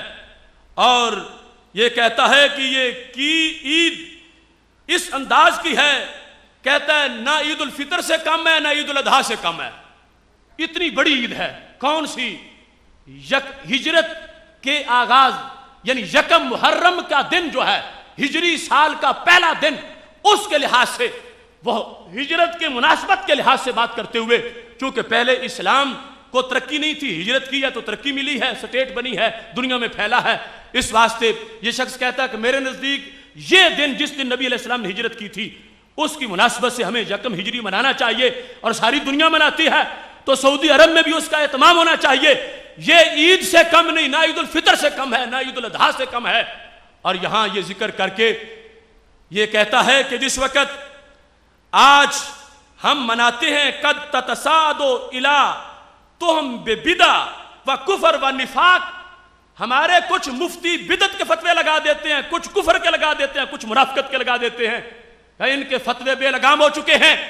اس واسطے وہ دن جو فطر سے بڑا دن ہے، عید اضحیٰ سے بڑا دن ہے، اس دن کو بطور عید منانا چاہیے. اب یہ اس بندے کا سوز ہے، اس کے آنسو ہیں کہ ہمیں یکم ہجری کی عید منانی چاہیے. تو میں اس کو داد دیتے ہوئے کہتا ہوں تم یکم ہجری کو روتے ہو، یہاں تو 12 ربیع الاول شریف کا معاملہ پھنسا ہوا ہے ان کے یہاں. یکم ہجری تب آئی جب 12 پہلے آئی ہوئی تھی. مدینہ شریف چل کے سرکار تب گئے جب مکہ شریف میں پہلے موجود تھے. اگر آج کا عرب دماغ یہ کہنے پر مجبور ہو گیا ہے کہ جس دن سرکار مکہ شریف سے چل کے مدینہ شریف پہنچے وہ دن عید کا دن ہے، تو پھر مجھے کہنے دو جس دن اللہ کی طرف سے چل کے سیدہ آمنہ کی گود میں آئے وہ سب سے بڑی عید کا دن ہے. اس واسطے صرف کچھ لوگوں کا بغض حسد وہ ماننے ہے، ورنہ ہر جگہ اس کی آواز اپنی ہے، اس کی صدا اپنی ہے. اس سلسلہ میں جس لحاظ سے بھی اس جہت کو دیکھو گے اس کا فائدہ بھی ہے، اس کے لحاظ سے سرور بھی ہے، چونکہ وقت کافی زیادہ ہوتا جا رہا ہے. بس یہ وہاں کی کمپنی کے علاوہ شاید کوئی کہے کہ ہمارا یہاں کوئی مسئلہ ہمیں آئینے کے طور پر دکھا دو، تو یہ آئینہ یہاں کے لیے بھی ہے. یہ میرے پاس سے میلاد النبی صلی اللہ علیہ وسلم، یہ اشرف علی تھانوی کی لکھی ہوئی کتاب ہے جس پر لکھا حکیم الامت اشرف علی تھانوی. اس کے اندر یہ ٹائٹل میں ہے نبی خود نور اور قرآن ملا نور، نہ ہو دونوں کیوں مل کے نور علی نور. اس کتاب کے اندر یہ میرے محبوب علیہ السلام کی جلوہ گری، آمد کا ذکر اور ربیع الاول کی شان لکھا ہے. لہذا شہر فی الاسلام فضل ومنقبتہ تفوق علی الشہور، کہ ربیع الاول کی بہت بڑی فضیلت ہے اور سارے مہینوں پر یہ فائق ہے. ربیع فی ربیع فی ربیع ونور فوق نور فوق نوری، کہ یہ ایک بہار نہیں، یہ بہار کے اندر بہار ہے اور پھر اس کے اندر بہار ہے. یہ ایک نور کے اوپر دوسرا نور، دوسرے نور کے اوپر تیسرا نور.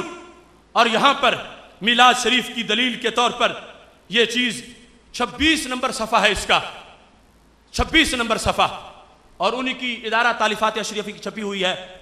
اس میں یہاں لکھا ہے طاعون کا علاج حضور کا ذکر شریف ہے. طاعون کا علاج حضور کا ذکر شریف ہے. اس کو صرف سنیے اور سر دھنیے کہ اللہ نے ہمارا خمیر کتنا ستھرا بنایا ہے.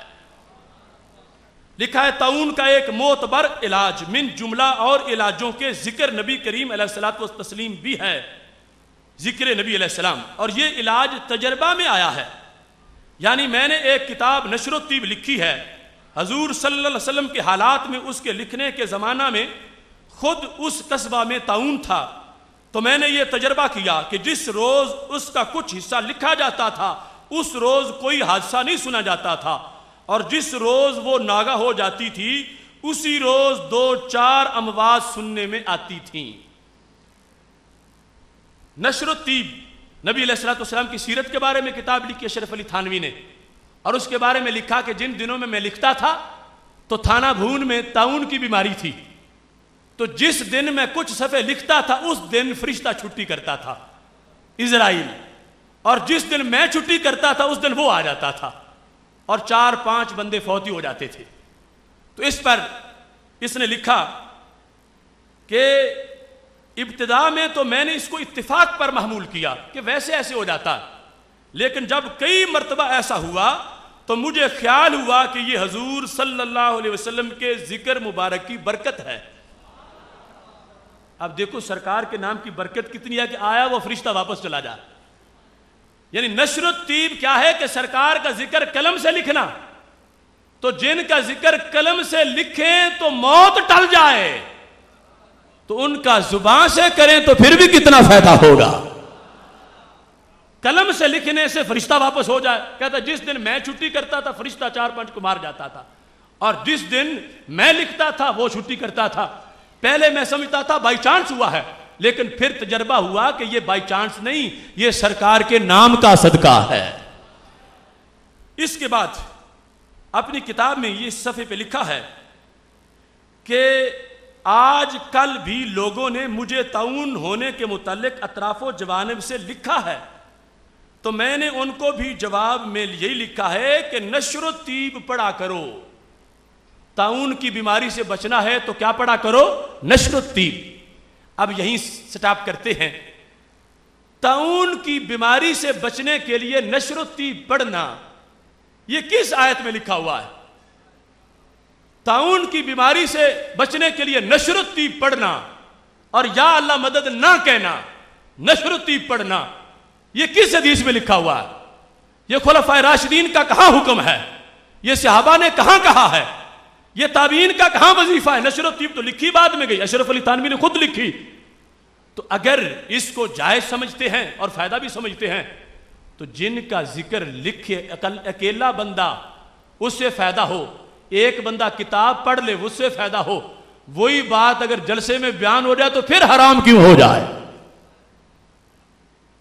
بالکل ایس منطق کی سمجھ نہیں آتی جو ان لوگوں نے دنیا کو دھول اور بھول بھلیکھے میں ڈال رکھا ہے۔ ماننے پہ آئے تو یہاں پر یہ ہے کہ سرکار دو عالم صلی اللہ علیہ وسلم کے ذکر کی وجہ سے اسرائیل واپس چلا جائے، کہ چونکہ یہاں نشر الطیب پڑھی جاتی ہے، جس گھر میں ہے وہی نہیں پورے شہر کو فائدہ ہونا چاہیے۔ کہتا ہے میرا گھر تو میرا رہ گیا، پورا شہر تھانہ بھون جو ہے اس میں کوئی نہیں مرتا جب میں نشر الطیب کے چند صفحے لکھتا ہوں۔ اور جس دن جو ہے وہ ایسی صورتحال دوسری ہوتی ہے میں نہیں لکھتا، اس دن فرشتہ آ جاتا ہے۔ تو اس سے پتہ چلا کہ یہ سرکار کے ذکر کا جو انداز ہے رب نے قرآن میں فرما دیا، اس کے بعد اب علیحدہ علیحدہ دلیلوں کی ضرورت نہیں کہ نشر الطیب کی علیحدہ دلیل ہو، مواہب الدنیا کی علیحدہ دلیل ہو، میلاد کی علیحدہ دلیل ہو، معراج کی علیحدہ دلیل ہو، وہ مطلقاً فرما دینا رب ذوالجلال کا ورفعنا لک ذکرک، اور اس کے زیر سایہ وتعزروہ وتوقروہ، یہ اس بات کو واضح کر رہا ہے جہاں بھی کوئی صحت عقیدہ کے ساتھ بیٹھ کے ان کا ذکر تنہائی میں کرے، مجلس میں کرے، صبح کرے، شام کرے، دن کرے، رات کرے، رب ذوالجلال اس بندے کو فضل و کرم سے مالا مال فرمائے گا۔ اس کے ساتھ ساتھ آج کے اس موضوع کے لحاظ سے جس وقت عید کے معنی و مفہوم اور اس کو منانے کے انداز سے چند باتیں آپ کے سامنے میں نے پیش کی ہیں، اس میں ابھی بہت سی چیزیں باقی ہیں، بطور خاص ایک کو ذکر کرتے ہوئے اپنی بات ختم کرتا ہوں۔ کچھ لوگوں کا بہانہ یہ ہے کہ نبی علیہ السلام کی ولادت کا دن یہی وفات کا بھی دن ہے، تو جب وفات کا دن ہے تو پھر اس دن سوگ منانا چاہیے، اس دن عید نہیں ہو سکتی چونکہ وفات کا دن ہے۔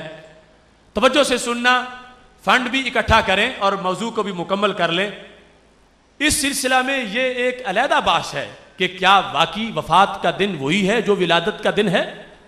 اس میں دو آرائے ہیں۔ اگر مان بھی لیا جائے کہ جو وفات کا دن ہے یہی ولادت کا دن بھی تھا، تو پھر بھی یاد رکھنا یہ یوم سوگ نہیں ہے، پھر بھی اس کا عید ہونا اپنی جگہ پہ برقرار ہے، چونکہ اس کا ذکر بھی حدیث شریف میں موجود ہے۔ کس طرح؟ توجہ کرنا، ہمارے نبی علیہ السلام کے فرمودات سیاستہ میں موجود ہیں۔ آپ نے جمعے کے دن کا تذکرہ کرتے ہوئے فرمایا فیہ خلق آدم و فیہ قبض، کہ جمعے کے دن ہی حضرت آدم علیہ السلام کی ولادت ہوئی اور جمعے کے دن ہی ان کا وصال ہوا۔ جمعے کے دن ولادت بھی ہے پیغمبر کی اور جمعے کے دن وصال بھی ہے، تو محبوب کیا جمعے کو سوگ منائے؟ تو میرے نبی علیہ السلام نے فرمایا نہیں، الجمعہ تو عید للمسلمین، جمعہ مسلمانوں کی عید کا دن ہے۔ تو سرکار نے اپنی وفات سے پہلے، اپنے وصال سے پہلے ایک پیغمبر کی ولادت اور وفات کے دن کا تذکرہ کر کے اس کے عید ہونے کا بیان پہلے اس لیے کر دیا کہ میرے وصال میں اگر ایک دن کا اتحاد بھی ہو جائے کہ وہ ولادت والا ہی وفات والا بھی بن جائے تو میری امت کے پاس روشنی موجود ہو کہ اس کو یوم سوگ نہیں پھر بھی یوم عید ہی کہا جائے گا۔ اور باقی یہ بھی وجہ ہے، اگر نبی علیہ السلام جو نور لے کے آئے تھے وفات سے وہ ڈوب گیا تو پھر تو معاذ اللہ بڑا افسوس سوگ ہونا چاہیے، اور اگر وہ آج بھی سینوں میں ہے تو پھر سوگ نہیں پھر سرور ہونا چاہیے۔ تو جس ولادت کا اب تک نور باقی ہے اس ولادت کا اب تک سرور بھی باقی ہے۔